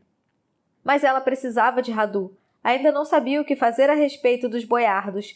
Alguns já estavam em Tirgoviste. Os que a apoiavam já tinham ido prestar seus respeitos, mas ela desconfiava de que fosse tudo fingimento, um simulacro de respeito. Muitas vezes ela passeava a cavalo pelas áreas mais pobres da cidade, sempre acompanhada por seus homens, aqueles que conhecia, em quem confiava, Bogdan e Nikolai, Petro, Stefan, caso pudessem ser encontrados, e outros de seus antigos janízaros quando necessário. Ela justificava-se dizendo que os recém-incorporados às suas tropas não eram bem treinados, mas a verdade era que se sentia mais à vontade entre janízaros do que com valáquios. Essa preferência a enchia de culpa, mas Lada, pelo menos, podia argumentar para si mesma que seus janízaros eram antes de tudo valáquios, assim como ela. Naquela incursão pela cidade, eles pararam em um poço para beber água. Lada percebeu que nenhum dos poços da cidade tinha copos ou conchas. Muitos não tinham nem ao menos baldes para tirar água. Sua bolsa balançava ao seu lado, produzindo um ruído metálico. — Por que não tem um copo aqui? Lada perguntou, projetando a voz para que todos ouvissem. Uma menina pequena, cuja curiosidade era maior que a preocupação dos demais, chegou mais perto. — Não tem copo, príncipe. Ela abriu um sorriso tímido ao referir-se a ela pelo título, claramente se divertindo com a ideia de chamar uma garota assim. As pessoas sempre levam embora. Lada franziu a testa. Vocês não conseguem nem manter um copo aqui para o bem de todos? A menina fez que não com a cabeça. Lada sabia, e contava com isso. Virando-se para os homens que acompanhavam, ela falou bem alto para que as pessoas ao redor pudessem ouvir. Interroguem todo mundo. Descubram quem são os ladrões. O povo que bebe água com medo de ser roubado não tem como prosperar. — E o que fazemos com aqueles que encontrarmos? Bogdan perguntou. Lada apontou com o queixo para o castelo. Eles podem ser levados para o pátio para fazer companhia ao soldado que representa a desonestidade e o príncipe impostor que representa o roubo. Havia filas constantes de cidadãos que iam olhar os corpos empalados. Lada sabia que a notícia sobre o destino do príncipe e o castigo imposto ao soldado espalhara-se por toda Tirgoviste. Foi a coisa certa a fazer. Ela afastou a imagem do soldado de seus pensamentos. Estava misturada com o apodrecimento de Mirceia, com o rosto coberto de terra, arregalando os olhos para ela como uma acusação. Lada estava fazendo a coisa certa. — Parece meio exagerado, Nikolai disse em um tom baixo. Ele chegou mais perto para que ninguém escutasse. Essas pessoas são pobres, não têm nada na vida. Lada ergueu uma sobrancelha. Agora tem a mim, e precisam saber que as coisas mudaram. Ela enfiou a mão na bolsa e tirou de lá de dentro um dos 10 copos de prata que levava. Os tesouros do castelo eram escassos e deprimentes como todo o resto da cidade, mas ela não tinha serventia para coisas elegantes. Ali, aqueles objetos teriam um propósito. Tinham atraído uma grande multidão. Pessoas interessadas em ver o novo príncipe e cochichar a respeito de sua ascensão e de suas promessas. Lada ergueu o copo no ar. — Isso pertence ao meu tesouro. Minha riqueza é a sua riqueza. Estou dando um copo para o seu poço. As pessoas trocaram exclamações de susto e murmúrios de curiosidade e deboche entre si. Lada sorriu. O copo pertence a todos. É responsabilidade de cada um. Não vou tolerar roubo em minha terra, nem pessoas que escondem ladrões. Os murmúrios tornaram-se mais altos. Lada ergueu a mão para silenciá-los. O roubo não floresce em um país que o corta pela raiz, e sem perdão. Os ladrões prosperam aqui porque vocês permitem, e isso os torna cúmplices. Estou cansada de ver uma Valáquia fraca. Somos melhores que isso. Juntos, somos mais fortes que qualquer coisa. Somos mais fortes que qualquer um. Houve mais acenos de cabeça que resmungos dessa vez. Lada escancarou o sorriso. O copo vai ficar aqui no poço. Ela o entregou à garotinha que o apanhou com reverência. É responsabilidade de todos garantir que permaneça em segurança para servir a comunidade. O sorriso de Lada tornou-se afiado e frio como aço. Eu vou voltar mais tarde para ver. Espero que esteja aqui da próxima vez que eu quiser beber água. Não havia como negar o tom de ameaça em suas palavras e em seus olhos. Ela notou quando as pessoas se deram conta. Algumas receberam o recado com medo. Outras endireitaram a postura e assentiram, com uma determinação que não passou despercebida. Enquanto se afastava, Nikolai aproximou-se mais uma vez. Isso foi dramático. Lada virou-se para ele irritada. Cuidado com o que diz, Nikolai. Você sabe que o copo vai ser roubado. Não vai não. O que vai fazer se roubarem? Vou transformar em exemplo. Nikolai fechou a cara e sua cicatriz encolheu-se toda entre as suas sobrancelhas. Você não tem como arrumar o país inteiro em poucos dias, Lada. Isso leva tempo. Você sabe qual é o tempo médio do reinado de um príncipe? Nós não temos tempo. Precisamos mudar as coisas agora. Se está tão certa assim de que não temos tempo, por que se dar ao trabalho? Outra pessoa vai vir e desfazer tudo o que você fizer. Lada sacudiu negativamente a cabeça, segurando com força as rédeas. Ela pensou em Mermed e em seu planejamento meticuloso. Ele tomara o poder e imediatamente certificou-se de que a estrutura de seu império estava enxuta, eficiente e segura. Sabia que tudo precisaria estar em ordem dentro de casa se quisesse expandir seus domínios.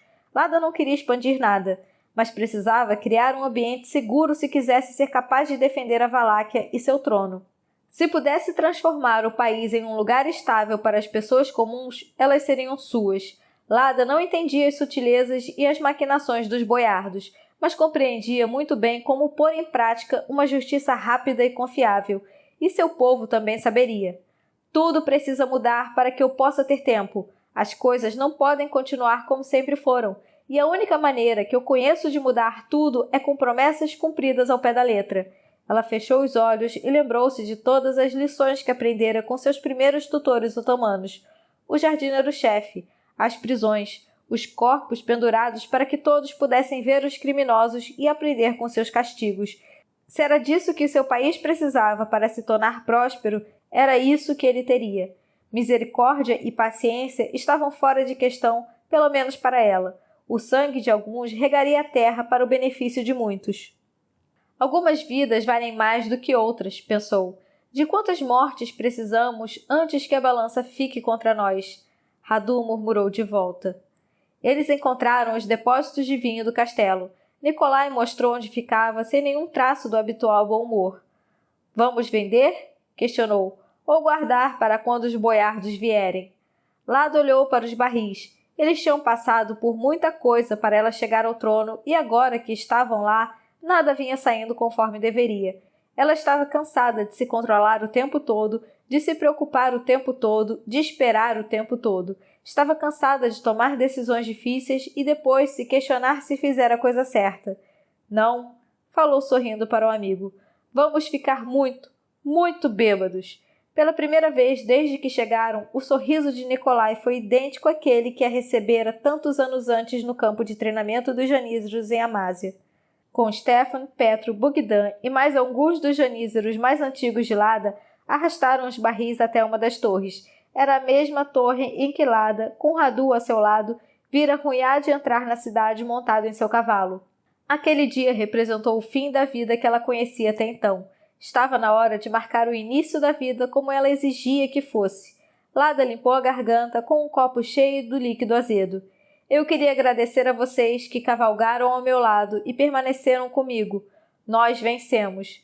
Nikolai vibrou, erguendo o copo bem alto e derrubando vinho no braço de Petro, que deu risada, lambeu a bebida e deu um soco em Nikolai, que derrubou ainda mais vinho. Stefan quase sorriu para ela, o que deixou Lada envergonhada com aquela manifestação tão efusiva. Bogdan lançou para ela um olhar cheio de significado. Ela ergueu o copo para evitá-lo e bebeu um gole enorme. Não sabia como se sentir a respeito dele, mas era óbvio que o sentimento dele era mais forte, mais duradouro, mais profundo, mais verdadeiro. Isso a tornava poderosíssima e ela não iria abrir mão desse poder. Quanto mais bebiam, mais escandalosos tornavam-se. Todos tinham histórias para contar, a maioria sobre Lada e as coisas absurdas que fizera. Lembram quando estávamos perto de Sigirrissoara, aquela cabra que eu encontrei? Nikolai perguntou. Sim, aquele bicho era tão ruim que o leite saía azedo, mas pelo menos a gente tinha leite. Nikolai inclinou a cabeça para o lado, com a cicatriz enrugada quando o rosto abriu-se em um sorriso de alegria. Eu não roubei, como disse que tinha feito. Bom, não exatamente, mas acho que no fim foi roubo sim. Lada sabia que ele queria que ela exigisse saber da história verdadeira. Em geral, evitaria perguntar só para provocá-lo, mas estava alegre e animada demais para fingir desinteresse. O que aconteceu de verdade? Lembra aquele camponês velho que encontramos naquele dia? Aquele com as unhas compridas? Lada complementou, enfim se lembrando. Não era uma coisa que se destacasse em suas recordações daqueles dias, mas aquele homem tinha unhas que eram quase tão longas quanto os dedos, todas distorcidas, amareladas e lascadas. Tinha se oferecido a vender comida para as tropas, mas ela não conseguia desviar os olhos daquelas unhas e imaginar o gosto da comida que fosse tocada por elas. Eles seguiram viagem e acamparam ali perto.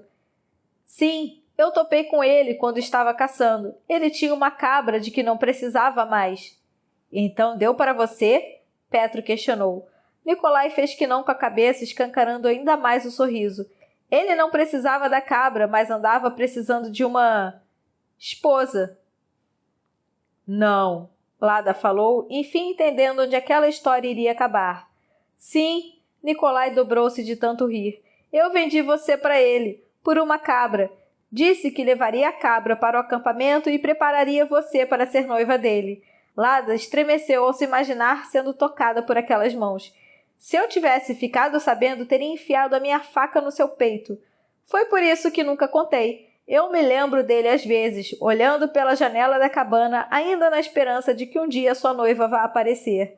Não acredito que você me vendeu em troca de uma cabra. Bogdan bufou indignado. Lada vale mais que todas as cabras do mundo. Ela sabia que a intenção dele era boa, mas preferia não ter seu valor determinado em termos de cabras. Próxima história, ela disse, jogando o copo vazio em Nikolai, que se abaixou bem a tempo.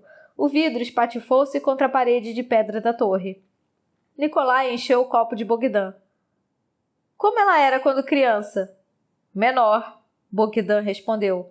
Lada riu tanto que seu estômago até doeu. Conta para ele sobre a vez em que Radu... Ela se interrompeu porque dizer o nome dele, trazê-lo para aquele espaço, fazia com que se desse conta de que não trocaria nenhum daqueles homens, seus soldados, seus amigos, pela presença de seu irmão. Nikolai preencheu o silêncio que se seguiu contando sobre as ofensas que ela gritou para os janízaros no bosque para criar uma distração e desviar a atenção deles das forças de Hunhad. Mas logo as histórias sobre o último ano esgotaram-se. Quando enfim tiveram que desenterrar as lembranças acontecidas no Império Otomano, todos ficaram em silêncio. Era um lugar que todos haviam deixado para trás, mas que levariam consigo para onde quer que fossem. Representava o que tinham aprendido, o que tinham feito, o que tinham perdido. Lada sabia que era esse o motivo porque aqueles eram os homens com quem guardava maior proximidade.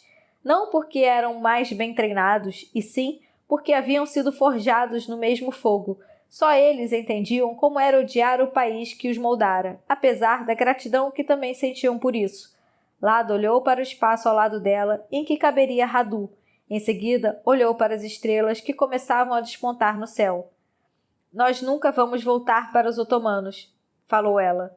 Eles vão vir atrás de nós, Bogdan disse. Sempre vêm.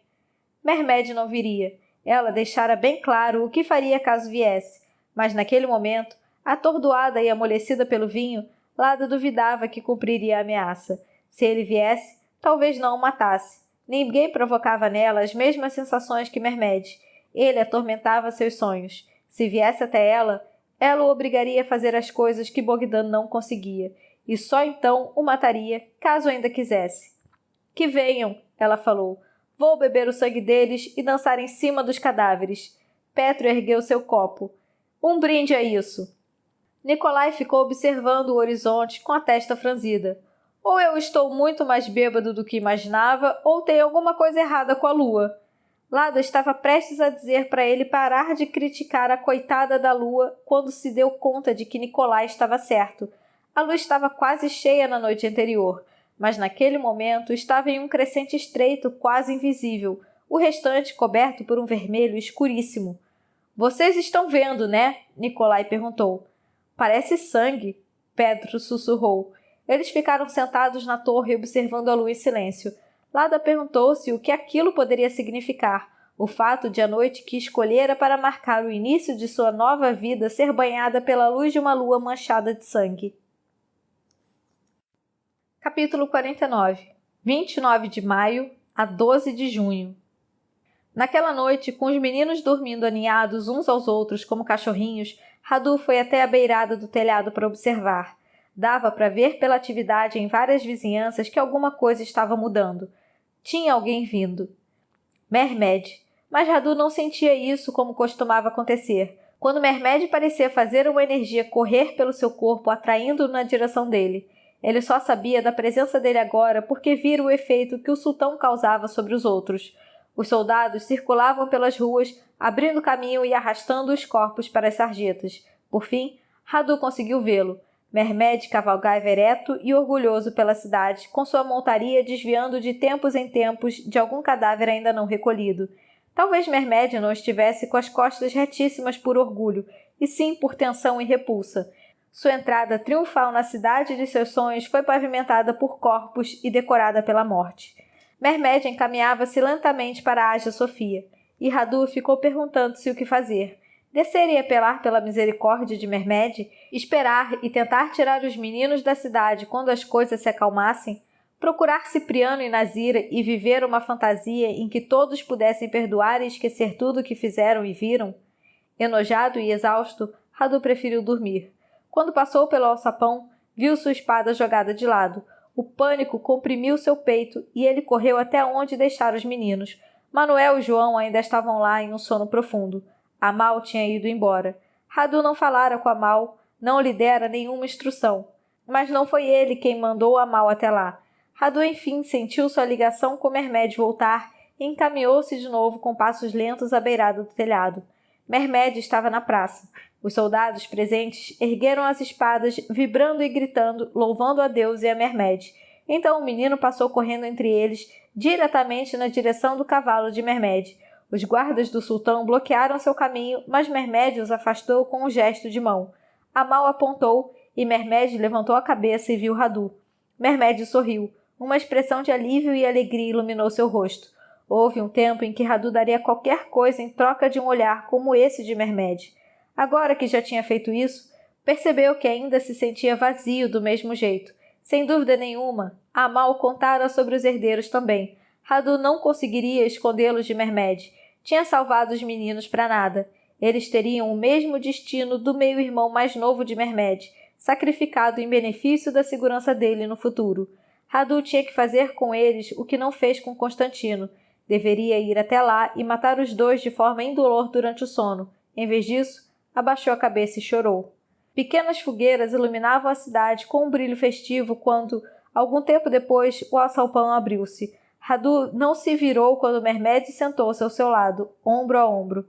Fico feliz que esteja aqui, Mermed falou. Radu abriu um sorriso amargo. Pelo menos alguém aqui está feliz.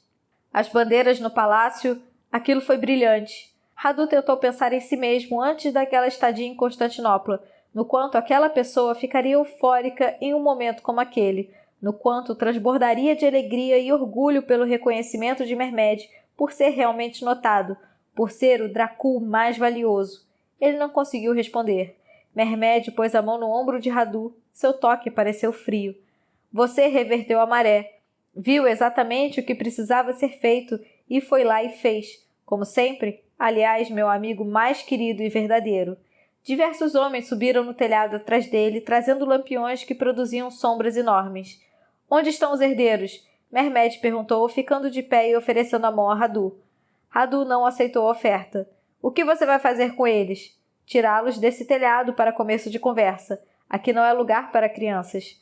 Radu ergueu a cabeça para olhar para Mermed, erguendo uma sobrancelha. E lá embaixo é? A expressão de Mermed foi da incerteza à raiva. Onde eles estão, Radu? Radu ficou de pé sozinho e atravessou o telhado até o local onde os meninos dormiam. Mermed fez um gesto com a mão e um dos homens entregou-lhe um saco. Ele enfiou a mão lá dentro e, para alívio de Radu, sacou um pedaço de pão e um cantil de couro. Mermed ajoelhou-se diante dos meninos que estavam se sentando, piscando contra a luz do lampião. Olá! Mermed usou um tom de voz suave ao oferecer o pão, falando em grego. Devem estar com fome e com sede depois de passar o dia todo aqui. Foi muita esperteza ficar fora do caminho. Vocês são meninos muito inteligentes. Manuel ergueu os olhos e, quando encontrou Radu, suas sobrancelhas se franziram de preocupação. João também procurou por Radu, que exigiu todas as suas energias para abrir um sorriso tranquilizador para os dois. Ele ficou em dúvida, mas aquele sorriso pode ter sido a maior falsidade que havia cometido na vida. João estendeu a mão, pegou o pão e passou para Manuel. Obrigado. Mermed sentou-se diante dos meninos, passando o cantil depois de dar um gole na água. João, certo? E Manuel? Os meninos assentiram ainda desconfiados. Que bom que encontrei vocês. Mandei meu amigo Radu para cá para garantir sua segurança. Mehmed sorriu para Radu, que desviou os olhos, incapaz de participar da encenação. Nossa cidade está sofrendo, sabem? Preciso da ajuda de vocês. Quero reconstruir Constantinopla para que se torne a cidade que sempre deveria ter sido, para honrar o passado e construir um futuro glorioso. Vocês me ajudam a fazer isso? João e Manuel entreolharam-se e João assentiu com a cabeça. Manuel fez o mesmo, balançando o queixo com entusiasmo. Mehmed bateu palmas. Ah, obrigado. Fico feliz de ter vocês do meu lado. Ele ficou de pé e estendeu a mão para ajudá-los a se levantar. Os dois aceitaram a oferta, sorrindo para o novo Salvador. Radu sabia exatamente como eles estavam se sentindo. Sabia o quanto ambos deviam idolatrar Mehmed naquele momento por aparecer no meio da escuridão para salvá-los das trevas. Radu tinha sido como eles muitos anos antes e desejava ser capaz de aceitar a mão de Mehmed com a mesma sensação de alívio de antes. Mehmed entregou os meninos a seu guarda com a promessa de que os veria de novo depois que descansassem em segurança em uma cama de verdade. Radu voltou para a beirada do telhado. O amanhecer já estava próximo. As horas ali pareciam passar de um jeito todo errado. Algumas se arrastavam e davam a impressão de durar dias, enquanto outras simplesmente escapavam por entre os dedos. Mehmed foi de novo até ele. — Eles estão mesmo a salvo? Radu questionou. — Por que você me perguntaria isso? Mehmed rebateu incomodado. — Isso não responde à minha pergunta. — Claro que estão a salvo. Eles vão se juntar a mim no meu lar. Vão ter os melhores tutores e ser criados para participar do meu império. A cidade é minha agora e eles são parte dela. Nunca foi minha vontade destruir Constantinopla nem o que existe aqui dentro. Nem sempre conseguimos o que queremos. Lado a lado com Mehmed, porém mais distante do que nunca, Radu viu o sol se levantar sobre a cidade destruída. Ele remexeu-se ao lado de Mehmed. Em vez de orgulho, uma lenta expressão de desespero foi brotando das amadas feições do sultão. O que ele buscara por tanto tempo para ser a joia do seu império enfim estava a seus pés, com toda a sua glória moribunda e decadente. Mesmo sem a pilhagem, a cidade estava devastada fazia gerações. Olhando para ela, talvez Mehmed visse que o legado que iniciava se transformaria no final. Não importa o que fizesse, não importa o que construísse a partir dali, a cidade mais importante do mundo era uma prova irrefutável da mortalidade de todas as coisas. Pensei que fosse ser diferente, Mehmed comentou, com a melancolia agarrando-se às suas palavras. Ele apoiou-se em Radu, enfim proporcionando o tão esperado contato. Eu também, Radu murmurou. Depois de um único dia, em vez dos tradicionais 3, Mehmed determinou o fim da destruição. Expulsou os soldados da cidade e os mandou para o acampamento para dividir os espólios e deixar o que restou da cidade em paz. O acampamento precisou ser ampliado para receber os quase 40.000 cidadãos capturados para serem vendidos como escravos ou devolvidos mediante ao pagamento de resgates. A maior parte das igrejas havia sido protegida pelos guardas enviados por Mehmed, e os incêndios provocados já estavam em sua maioria extintos. Mehmed matou pessoalmente um soldado surpreendido arrancando lajes do piso de mármore da Hagia Sofia. Em seguida, trouxe seus próprios clérigos e a joia da religião ortodoxa foi convertida de forma sutil e respeitosa em uma mesquita. Orhan morreu na defesa de sua torre, assim como todos os homens que tentaram manter sua posição. Em outra torre, porém, a luta foi tão longa e feroz que Mehmed interviu e garantiu aos soldados uma retirada em segurança da cidade. 2 comunidades em Constantinopla sobreviveram intactas. Uma era uma fortificação dentro da cidade que negociou seus próprios termos de rendição. A outra era uma minúscula colônia judaica. Mehmed reuniu-se com as lideranças locais e solicitou que escrevessem a seus parentes na Espanha, convidando os refugiados judeus a emigrar e construir seu próprio bairro dentro da cidade. Chegou inclusive a oferecer a construção de novas sinagogas. Quando os soldados voltaram ao acampamento, espalhou-se a notícia de que todos os cidadãos que não foram capturados receberam anistia. Movidos pela esperança, pela fome ou pela total exaustão, pouco a pouco os sobreviventes apareceram. Mehmed prometeu construir uma cidade melhor e Radu sabia que era verdade. Ele simplesmente não conseguia admitir o preço que foi pago para que chegassem a esse ponto. Nos dias que se seguiram à conquista, Radu vagou pelas ruas atordoado, ouvindo conversas em turco em vez de grego e sentindo falta do antigo idioma da cidade. Foi várias vezes até a porta da casa de Cipriano, mas não teve forças para entrar. Não seria a mesma coisa. Ele jamais voltaria a encontrar Cipriano, que com certeza não iria querer vê-lo de novo, não depois do que fizera. Em uma cidade cheia de mortos, onde dezenas de milhares de pessoas sofriam destinos terríveis do lado de fora das muralhas, Radu sabia que era absurdo lamentar o fim da sua relação com Cipriano. Mesmo assim, era inevitável. Comal encontrou-o sentado do lado de fora da Hagia Sophia. Seu velho amigo foi correndo abraçá-lo, chorando de alegria. Então olhou ao redor. — Onde está minha irmã? Radu sentiu-se morto por dentro quando respondeu. — Eu não sei. Comal sentou-se pesadamente ao lado de Radu. Ela está... Eu a tirei da cidade de barco junto com um amigo confiável, mas não sei se conseguiram fugir e para onde foram caso tenham conseguido. Ele perguntara sobre o barco, mas não recebera nenhuma notícia concreta de seu destino. Sua única esperança era a de que, quando a notícia de que Constantinopla estava aberta a refugiados cristãos e cidadãos otomanos se espalhasse, Nazira fosse voltar. Deus vai protegê-la. Comal apertou a mão de Radu. Nós cumprimos as palavras do profeta, que a paz esteja com ele. O que ela fez por nós não vai ser esquecido e nem deixar de ser recompensado por Deus. Como você pode dizer isso? Como pode ter tanta certeza de que fez a coisa certa? Não viu quanto isso custou? Não estava na mesma batalha que eu? O sorriso gentil de Comal estava tristonho. Eu tenho fé porque preciso. Em tempos como estes, é só em Deus que encontramos conforto e sentido para a vida. Radu sacudiu negativamente a cabeça. Para o meu desespero, minha estadia aqui me custou até isso. Não sei como viver em um mundo em que todo mundo está certo e errado ao mesmo tempo. Constantino era um homem bom e também um tolo que custou muitas vidas a seu povo. Eu amo Mermed do fundo do coração desde criança e sempre quis entrar nessa cidade de forma triunfal ao lado dele. Mas agora estamos aqui. Não consigo olhar para ele nem ouvir os gritos dos mortos sem ver o sangue que mancha as minhas mãos. Nazir e eu, nós comemos, sonhamos, caminhamos e sangramos como as pessoas daqui. E agora elas não estão mais aqui. E sim, o meu povo, mas não sei mais quem sou. Comal não disse nada, apenas abraçou Radu enquanto ele chorava. Espere o tempo passar, Comal murmurou. No fim, vai ficar tudo certo. Essas experiências vão ensinar você novas maneiras de servir a Deus na terra. Radu não entendia como isso seria possível. Seu amor por Comal só cresceu por ele tentar confortá-lo e orientá-lo, porém Radu não era mais um garotinho perdido em uma cidade desconhecida. Era um homem perdido em uma cidade antiga em frangalhos, e não havia oração ou caridade que pudesse desfazer o que tinha sido feito. 2 semanas depois da queda da cidade, Mermed chamou Radu ao palácio. Ele estabelecera uma residência temporária por lá, já dando início à construção do que seria seu grande palácio. Um lar para rivalizar com todos os outros, um refúgio contra o mundo. Radu passou por uma mulher no corredor. — Radu? Ele piscou algumas vezes para ajustar o foco dos olhos. — Urbana? Pensei que você tivesse morrido.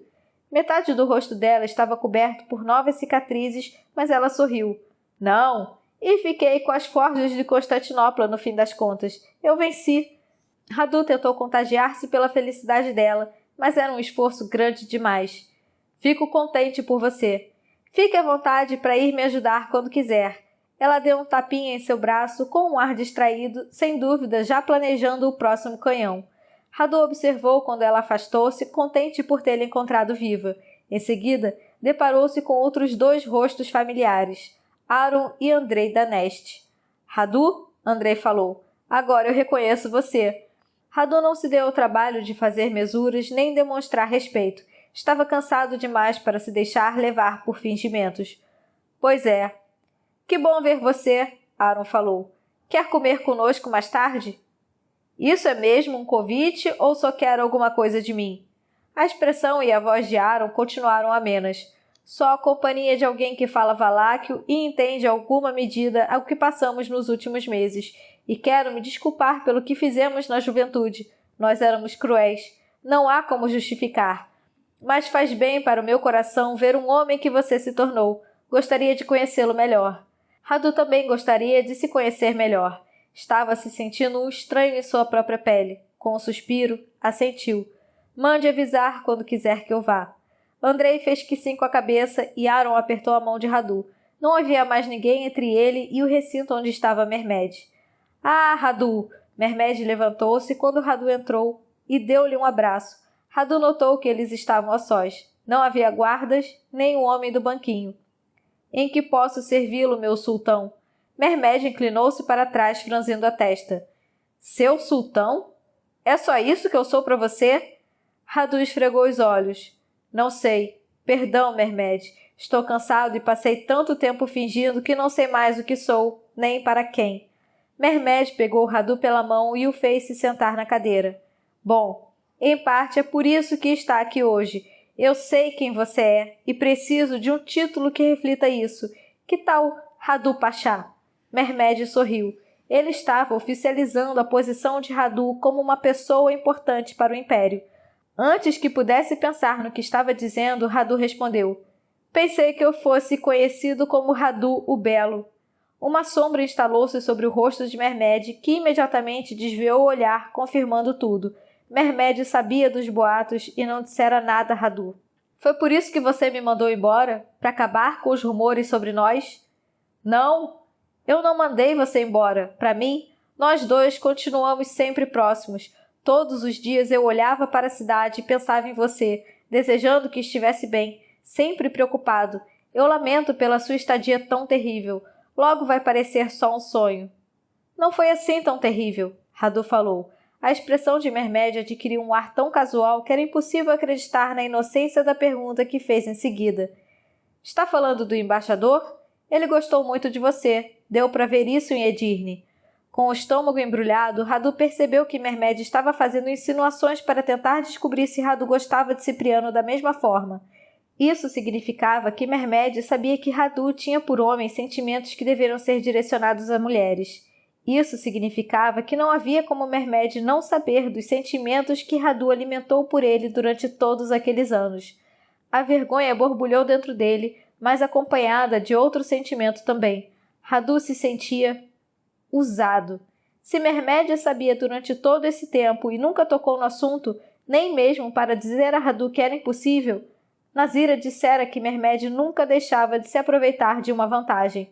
E ter um amigo tão apaixonado que faria qualquer coisa por ele, com certeza era muito útil para qualquer líder. Mas, mesmo estando furioso e magoado, Radu não conseguia encarar Mermed sem amor. Ele ainda era Mermed, seu amigo de mais longa data, e apesar de tudo, Radu não abriria a mão dele. Radu fizera sua escolha, decidir ajudar Mermed à custa de uma cidade inteira. Mermed sorriu e iluminou o recinto como o brilho do sol. Nazira tinha razão. Mermed era mais que um homem, mas também era menos. Era o maior líder surgido em várias gerações, um homem brilhante que os outros homens seguiriam até a morte.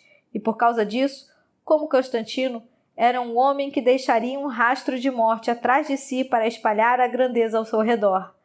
Tenho uma surpresa para você, Mermed falou com os olhos brilhando. Radu sentiu uma última fagulha sombria de esperança de que finalmente pudesse ter o que queria.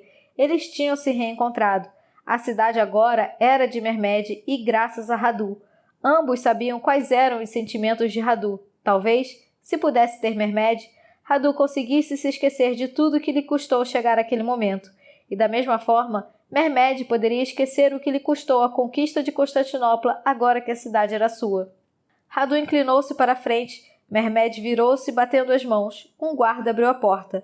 Pode trazê-lo, Mermed falou com a alegria estampada no rosto e na voz. Ali o vizir entrou, e sobre a bainha da túnica era possível notar que seus joelhos tremiam. Ele fez uma mesura profunda. Como posso servi-lo, meu sultão? Não mais um mero sultão, o César de Roma, e imperador, a mão de Deus na terra. A mesura de Alil aprofundou-se ainda mais.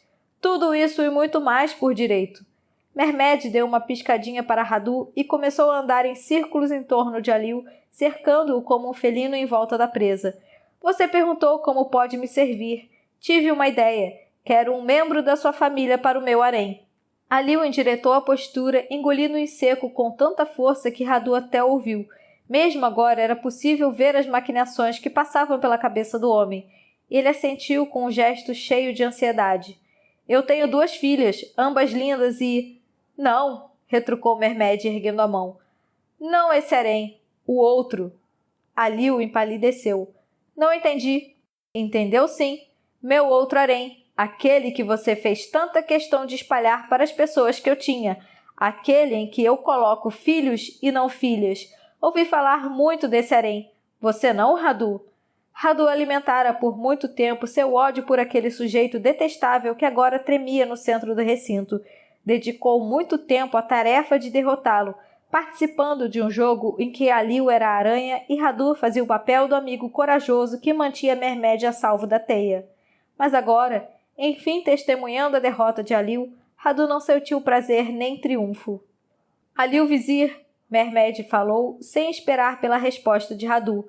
Você vem trabalhando contra mim desde o início, e eu condeno você à morte por seus crimes, e com uma concessão.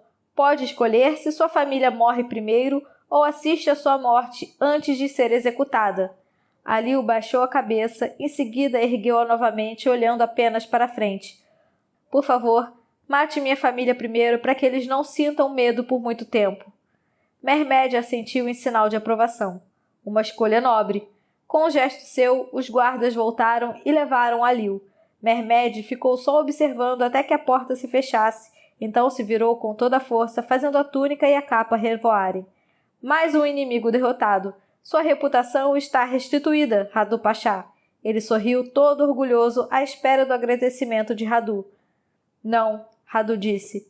Como assim? Mermed franziu as sobrancelhas e olhou para Radu como se estivesse diante de um desconhecido. E talvez estivesse. Radu não era a mesma pessoa que Mermed mandara para Constantinopla. Não mate a família dele. Essas pessoas não podem ser responsabilizadas pelo que ele fez de errado. Radu conhecia Salih, o segundo filho de Aliu, e o usara em seu benefício. Tirara vantagem da atração que Salih sentia por ele para conseguir o que queria. Radu olhou para o chão, envergonhadíssimo. Ele não era muito diferente de Mermed nesse sentido. Mas, se eu matar Aliu, a família dele vai se voltar contra mim. Então mande todos para o exílio. Retire seus títulos e proíba qualquer um em posição de poder de se casar com alguém da família. Mas se está fazendo isso por mim, poupe a vida deles. Se é o que você quer, Mermed respondeu fazendo um gesto com a mão com uma expressão de perplexidade no rosto. Ele poupava vidas com a mesma facilidade com que as condenava. Radu baixou a cabeça para esconder sua expressão de tristeza. De tristeza pela família de Aliu. De tristeza por Constantino e Constantinopla. De tristeza pela pessoa que deixou para trás quando atravessou a muralha pela primeira vez. De tristeza por permitir que Lada perseguisse seu próprio destino enquanto ele ficava com alguém que encarava como um presente a Radu proteger sua reputação contra fatos que eram verdadeiros. Mermed pôs a mão sobre a cabeça de Radu como se concedesse uma bênção. Então, colocando um dedo sobre o seu queixo, levantou-o e olhou em seus olhos como se procurasse por algo. — Você ainda acredita em mim? Perguntou e de repente voltou a ser o menino sentado na fonte. Seus olhos castanhos estavam vivos e cheios de afeto. O distanciamento frio do sultão não estava mais lá. — Acredito, Radu respondeu. Sempre vou acreditar. Era verdade. Ele sabia que Mermed seria capaz de construir um legado incrível. Sabia que Constantinopla precisava cair para que Mermed mantivesse seu império. Sabia que Mermed era o maior sultão que seu povo já tivera. Mas assim como seu amor por Mermed, essa questão não era mais tão simples assim. Radu tinha visto quanto custava a grandeza e nunca mais iria querer fazer parte de algo maior do que si mesmo. Capítulo 50. 29 de maio. Deixe que eu fale em nome do príncipe. Toma, Bassarabe disse, observando Lada com um olhar crítico. Lada estava vestida para a batalha. Por cima da calça e da túnica preta, usava sua cota de malha que tilintava sobre seu corpo com um peso familiar e reconfortante. Na cintura, afivelou a espada que tinha arrancado da parede. Nos pulsos, escondeu facas sobre os punhos da roupa. A filha da Valáquia quer sua faca de volta. Lada estremeceu. Ela não era seu pai, e não se transformaria nele. Sua única concessão a um visual elegante foi um chapéu cor de sangue no estilo da corte.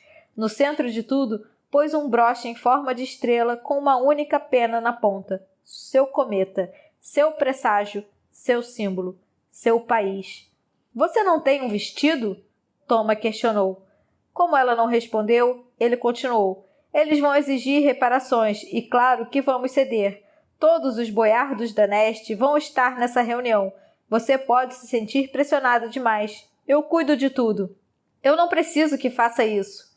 Ele sorriu e pôs a mão seca e quente sobre a dela. Lada as afastou. E também recebi notícias de Matias. Ele está muito contente com o seu sucesso. O rei da Hungria adoeceu e Matias está a cargo de todas as decisões. Lada sentiu uma leve pontada de culpa. Ela prometera a Ulrike que o menino teria uma morte rápida e indolor, mais uma promessa não cumprida. Estou redigindo o esboço de uma carta para o sultão agora mesmo. Nós achamos melhor continuar nas condições de vassalos, mantendo Matias informado das decisões e das movimentações das tropas. Continuar na condição de vassalos? Eu não tenho a menor intenção de pagar nada, nem para Mermed, nem para ninguém. Ah, isso não tem como acontecer. Nós já estamos em dívida com o trono da Hungria e vários outros governos da Transilvânia. Eles pretendem receber em breve. Você tem alguma dívida com eles? Lada ergueu uma sobrancelha. Está dizendo nós o tempo todo, mas eu não devo nada para país nenhum. Você incendiou uma igreja e desfalcou rebanhos, não? Se quiser ter boas relações com nossos vizinhos, precisamos acertar nossas contas. O banquete de hoje à noite é para acertar as contas com os danestes. Toma abriu a porta. Venha, eles já devem estar comendo a essa altura. Não vamos deixá-los esperando. Toma insistia que uma demonstração de riqueza era tão importante quanto uma demonstração de força. Então a comida servida no jantar era mais elegante que qualquer coisa que Lada tivesse posto na boca desde que saiu de Edirne. Muito melhor que qualquer coisa que seu povo faminto comia. Ela ressentia-se de cada bocado por saber que estava alimentando as barrigas privilegiadas dos boiardos. O cheiro das carnes assadas e dos vinhos azedos a seguraram quando ela entrou no recinto. De alguma forma, Toma conseguiu chegar primeiro. A enorme mesa, ocupada por fileiras de boiardos danestes, estendia-se de um cômodo a outro. Lada esperava olhares frios e encaradas quando jogou os ombros para trás e entrou seguindo Toma. Em vez disso, foi recebida com alguns olhares de curiosidade e até divertimento. A maioria dos boiardos não parou de comer nem de conversar com outros comensais.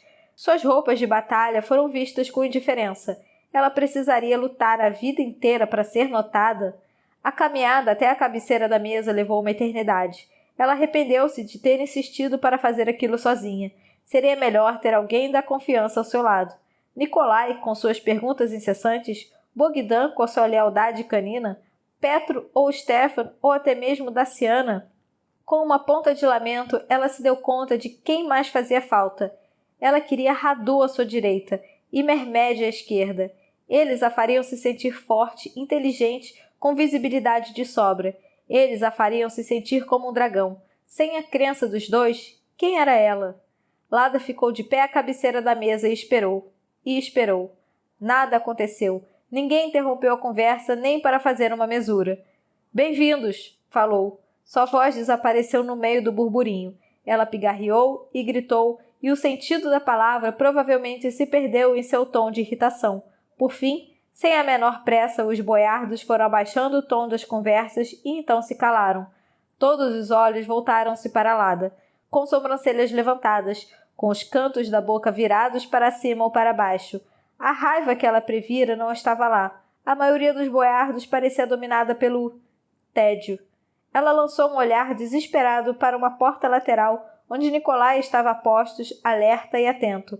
Obrigada por virem, ele soprou, mexendo os lábios sem emitir nenhum som. Obrigada por virem, Lada soltou e imediatamente se arrependeu. Ela limpou a garganta de novo, corrigiu a postura. Temos muito a discutir. Eu quero uma compensação pela morte do meu primo. Um boiardo perto dela falou com um tom de voz monótono. Nós vamos chegar lá, mas... Sim, claro, interrompeu Toma. Ele acomodou-se à cabeceira da mesa à sua direita. Acho que podemos acertar pagamentos e concessões de terra como reparação. Lada ficou paralisada em busca do que dizer. Por que Toma respondera por ela? Eles já tinham conseguido colocá-la na defensiva. Não era assim que deveria ser. Como poderiam chegar exigindo compensações pelas mortes de seus parentes, quando seu pai e seu irmão apodreciam debaixo da terra por terem sido traídos por essas mesmas pessoas? Toma abriu um sorriso encorajador, como se quisesse incentivá-la a falar. É assim que você vai responder pelas mortes, certo?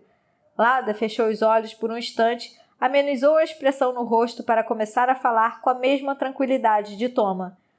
Vou responder da mesma forma que eles responderem por terem deixado meu irmão caído de bruços em uma cova rasa do lado de fora da cidade. Ou meu pai, que nem cova tem. Toma limpou a garganta, sacudindo a cabeça negativamente e franzindo o rosto. Não é uma conversa apropriada para a mesa de jantar. Melhor falarmos de outras coisas. Como você pretende dispensar seus homens?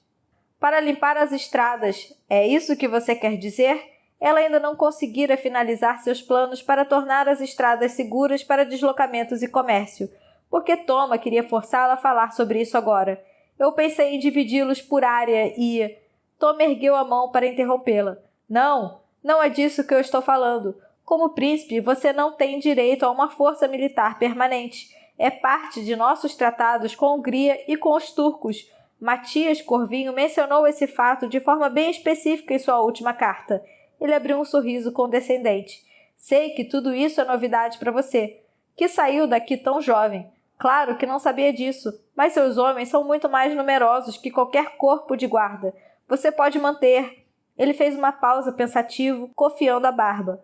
Uns 20 devem ser mais que suficientes para suas necessidades. O restante vai ser dividido por nós entre nossas propriedades. Como já tenho algum conhecimento a respeito deles, me ofereço para abrigar o grosso das suas tropas. Lada contava com mais de 300 homens, homens bons que abriram mão de tudo para acompanhá-la. Você está falando dos meus homens? Esbravejou. Não fiz promessa nenhuma à Hungria e aos otomanos, mas para os meus homens, sim. Um boiardos de cabelo escuro com cara de rato, próximo do meio da mesa, elevou a voz. Promessas que você não tinha o direito de fazer. Os príncipes, falou com um desprezo que deixava clara sua opinião sobre o fato de uma mulher ostentar o título. Não podem cuidar da própria defesa. Não é sua função. Um príncipe é um servo do povo.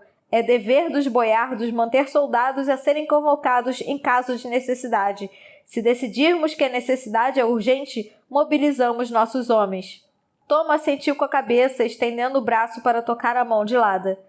Você já chegou longe demais. O príncipe é um vassalo, uma figura decorativa. Qualquer tentativa de constituir um exército ou até mesmo uma torre para autodefesa é vista como um ato de agressão. Mas você não tem nada a temer. Os boiardos são seu ponto de apoio. Então suas forças são minhas forças. Lada disse com os olhos semicerrados, vendo o mar de rostos diante dela borrar-se.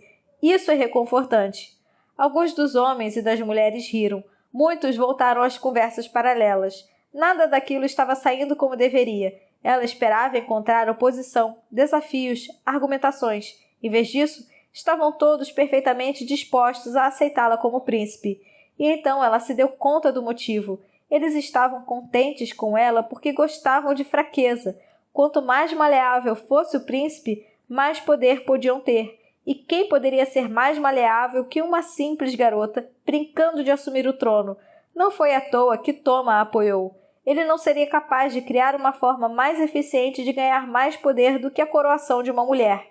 Se Lada morresse, os Daneste colocariam alguém de sua linhagem de volta ao trono. E até então, eles continuariam fazendo o que bem entendessem. Caso ela pudesse contar com Radu, teria uma forma de manipulá-los. Talvez soubesse contornar a situação. Mas aquelas pessoas usavam armas contra as quais ela não contava com nenhum treinamento.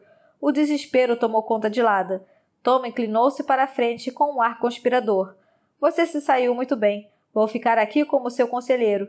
Ninguém espera que saiba de tudo. Toda a mudança que ela imaginou espalhando-se pelo país sobre sua proteção tinha sido uma ilusão. Aquelas pessoas controlavam tudo, e para elas nada mudara. Com quem ela vai se casar? Uma mulher sentada a algumas cadeiras de distância perguntou. O homem sentado ao lado soltou um risinho de deboche dentro da taça de vinho. Aaron ou Andrei, e seja quem for, que pena para eles. Primeiro perdem o pai e depois são obrigados a se casar com a assassina mais feia que já existiu. Mesmo assim, vai ser bom para manter a linhagem Draculeste sob controle. Lada ficou de pé. Sua cadeira arrastou-se ruidosamente no chão. Lada! Alguém a chamou da porta mais próxima. Quando se virou, ela viu Bogdan. Tinha alguma coisa errada. Era possível constatar pela fisionomia pálida e pela boca virada para baixo no rosto dele. Ela correu até lá. O que foi? Vem comigo. Ninguém protestou contra a saída dela. Seguiu Bogdan pelo corredor até a cozinha, onde uma mesa larga havia sido esvaziada. Em vez de comida, havia um corpo sobre ela. O corpo de Petro. Lada cambaleou até lá, os olhos estavam fechados, o rosto estava imóvel. A camisa havia sido levantada para revelar um ferimento que não estava mais vertendo sangue, porque o coração tinha parado de bombeá-lo. Bogdan virou cuidadosamente para o lado, a origem da lesão estava nas costas. Alguém o havia atacado por trás, com uma lâmina. Como isso aconteceu? Lada tocou o rosto de Petro, que ainda estava quente. Ele estava ao seu lado desde a Amásia. Ela o vira crescer, tornar-se um homem, um dos seus homens, um dos melhores. Nós o encontramos atrás dos estábulos, Stefan falou. Alguma testemunha? Bogdan voltou a falar em um tom bem sério. 2 guardas dos Danestes estavam discutindo com ele mais cedo, mas disseram que não viram e nem ouviram nada. Insinuaram que talvez ele tenha caído sobre a própria espada, de costas. Lada cerrou os dentes. Ficou olhando para o corpo sobre a mesa até a sua visão borrar. Petro era seu. Ele a representava, e havia sido morto pelas costas por 2 homens que representavam os boiardos da Neste. Matem os guardas. Todos eles. Não só esses 2. Então levem meus primeiros homens, os que estavam conosco antes da libertação, para o salão do banquete. Lada virou-se. Ela voltou-se ao recinto em que estavam os boiardos danestes. Jantares com os danestes. Acordos com a Hungria. Pedidos de ajuda aos otomanos. Ela havia se transformado em seu pai assim tão depressa. Ela bateu a porta com força e o barulho chamou a atenção de todos que não tinham notado a sua ausência. Os guardas de alguém mataram um dos meus homens. Quero saber quem deu permissão. Por quê? Toma questionou. Porque um ataque aos meus homens é um ataque contra mim e a punição pela traição é a morte. Toma abriu um sorrisinho para o restante da mesa e inclinou-se mais para perto dela. Com certeza foi um mal-entendido. Além disso, não dá para exigir a vida de um nobre pela vida de um soldado. Eu posso fazer o que eu quiser, Lada falou. Toma fechou a cara. Sente-se, ordenou ele. Você está me fazendo passar vergonha. Vamos conversar sobre isso mais tarde. Lada continuou de pé. Quantos príncipes você já serviu? Toma estreitou ainda mais os olhos. Eu teria que fazer a conta. Ela inclinou-se sobre a mesa, apontando para todos. Eu gostaria de saber quantos príncipes vocês já serviram. 4, disse o boiardo com cara de rato dando de ombros. Muitos assentiram. 8, disse outro. 9, alguém rebateu. O velho do outro lado da mesa gritou. Eu supero todos vocês. Já tive 21 príncipes na vida.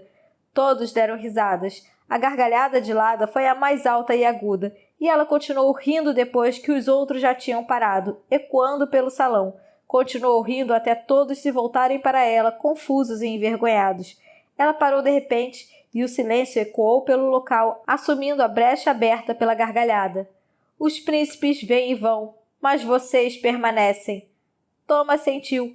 Nós somos as presenças constantes. A Valáquia depende de nós. Sim, eu vi a Valáquia. Vi o que a sua presença constante criou no país. Lada pensou nas terras sem lavoura, nas estradas sem atividade comercial, nos olhos vidrados e nos estômagos vazios, nos meninos que deveriam estar nos campos cujos corpos empilhavam-se nas muralhas de Constantinopla, nas terras tomadas pela Transilvânia e pela Hungria. Muitas coisas faltando, muitas coisas perdidas, e sempre, fosse como fosse, os boiardos permaneciam onde estavam. Ela também havia sido perdida, vendida para outro país e para quê? Para que seu pai fosse traído e assassinado pelos homens e pelas mulheres que agora o comiam diante dela, dando tapinhas em suas mãos, calculando o tempo pelo qual o novo príncipe seria útil para seus interesses até precisarem arrumar outro. Os boiardos da Neste eram o veneno que acabaria com ela. Enquanto isso, tentariam ligá-la à sua família por casamento, sugando toda a vida da sua Valáquia. Ela prometera ao povo um país melhor, um país mais forte, e agora enfim entendia como fazê-lo. Não haveria concessões nem conciliações. Ela não se comportaria no poder como seus antecessores, porque nunca houve alguém como ela. O seu erro é pensar que, como eu estava fora, eu não entendo como as coisas funcionam. Ela estendeu a mão e apanhou a faca ao lado do prato de Toma. Eu estive fora sim, e justamente por causa disso entendo muito bem como as coisas funcionam. Aprendi isso à mercê dos nossos inimigos. Compreendi que às vezes a única forma de avançar é destruir tudo o que existia antes. E aprendi que, se o que você está fazendo não funciona, é melhor tentar outra coisa. Ela cravou a faca no topo da mesa, enfiando-a na madeira. Em seguida, desviou os olhos para ver seus homens entrando no recinto e posicionando-se junto às paredes do corredor. Quem matou meu pai e meu irmão? E quem é o responsável pela morte do meu soldado Petro? Eu exijo justiça. Ninguém se manifestou. Muito bem, fechem as portas, falou com a frieza estampada na voz. Um murmúrio elevou-se entre os boiardos. Eles remexeram-se nas cadeiras quando viram todas as saídas serem fechadas e trancadas. Por fim, perceberam que estavam em uma situação desconfortável. Finalmente, conseguiram enxergá-la de verdade. Lada sacou a espada e admirou a curvatura da lâmina. Em algum momento no passado, ela chegou a vê-la como um sorriso. Agora a via como de fato era, uma foice. Sem dizer palavra, ela cravou a arma no peito de Toma. O homem que usava a palavra nós para falar sobre seus planos, quando na verdade só se referia a si mesmo, e a um rei estrangeiro. O homem que pensava que com suas palavras e conselhos poderia tomar os soldados de Lada, o poder de Lada, o país de Lada, sem precisar lutar como ela por isso. Observou o rosto dele enquanto morria, gravando a imagem na memória. Uma mulher gritou. Várias cadeiras foram arrastadas e os presentes levantaram-se às pressas. Lada arrancou a espada do peito de Toma e a apontou para a mesa. Matem todos, falou. Seus homens permaneceram imóveis, mas então Bogdan sacou a espada e entrou em ação, matando rapidamente 2 boiardos. Em seguida, o trabalho da colheita começou para valer. Lada apanhou um guardanapo de pano e usou para limpar o sangue de sua lâmina. Os gritos causavam incômodo, mas ela estava acostumada a distrações. Siga de mãos dadas com o diabo até vocês cruzarem a ponte. Ou mate o diabo e queime a ponte para que ninguém consiga chegar até você. Ela demorou alguns instantes para perceber que a gritaria enfim tinha acabado. Lada ergueu os olhos. O recinto estava atulhado de corpos. Homens e mulheres caídos sobre a mesa ou sobre o próprio sangue no chão depois de uma tentativa de fuga. Seus homens mal tinham começado a transpirar.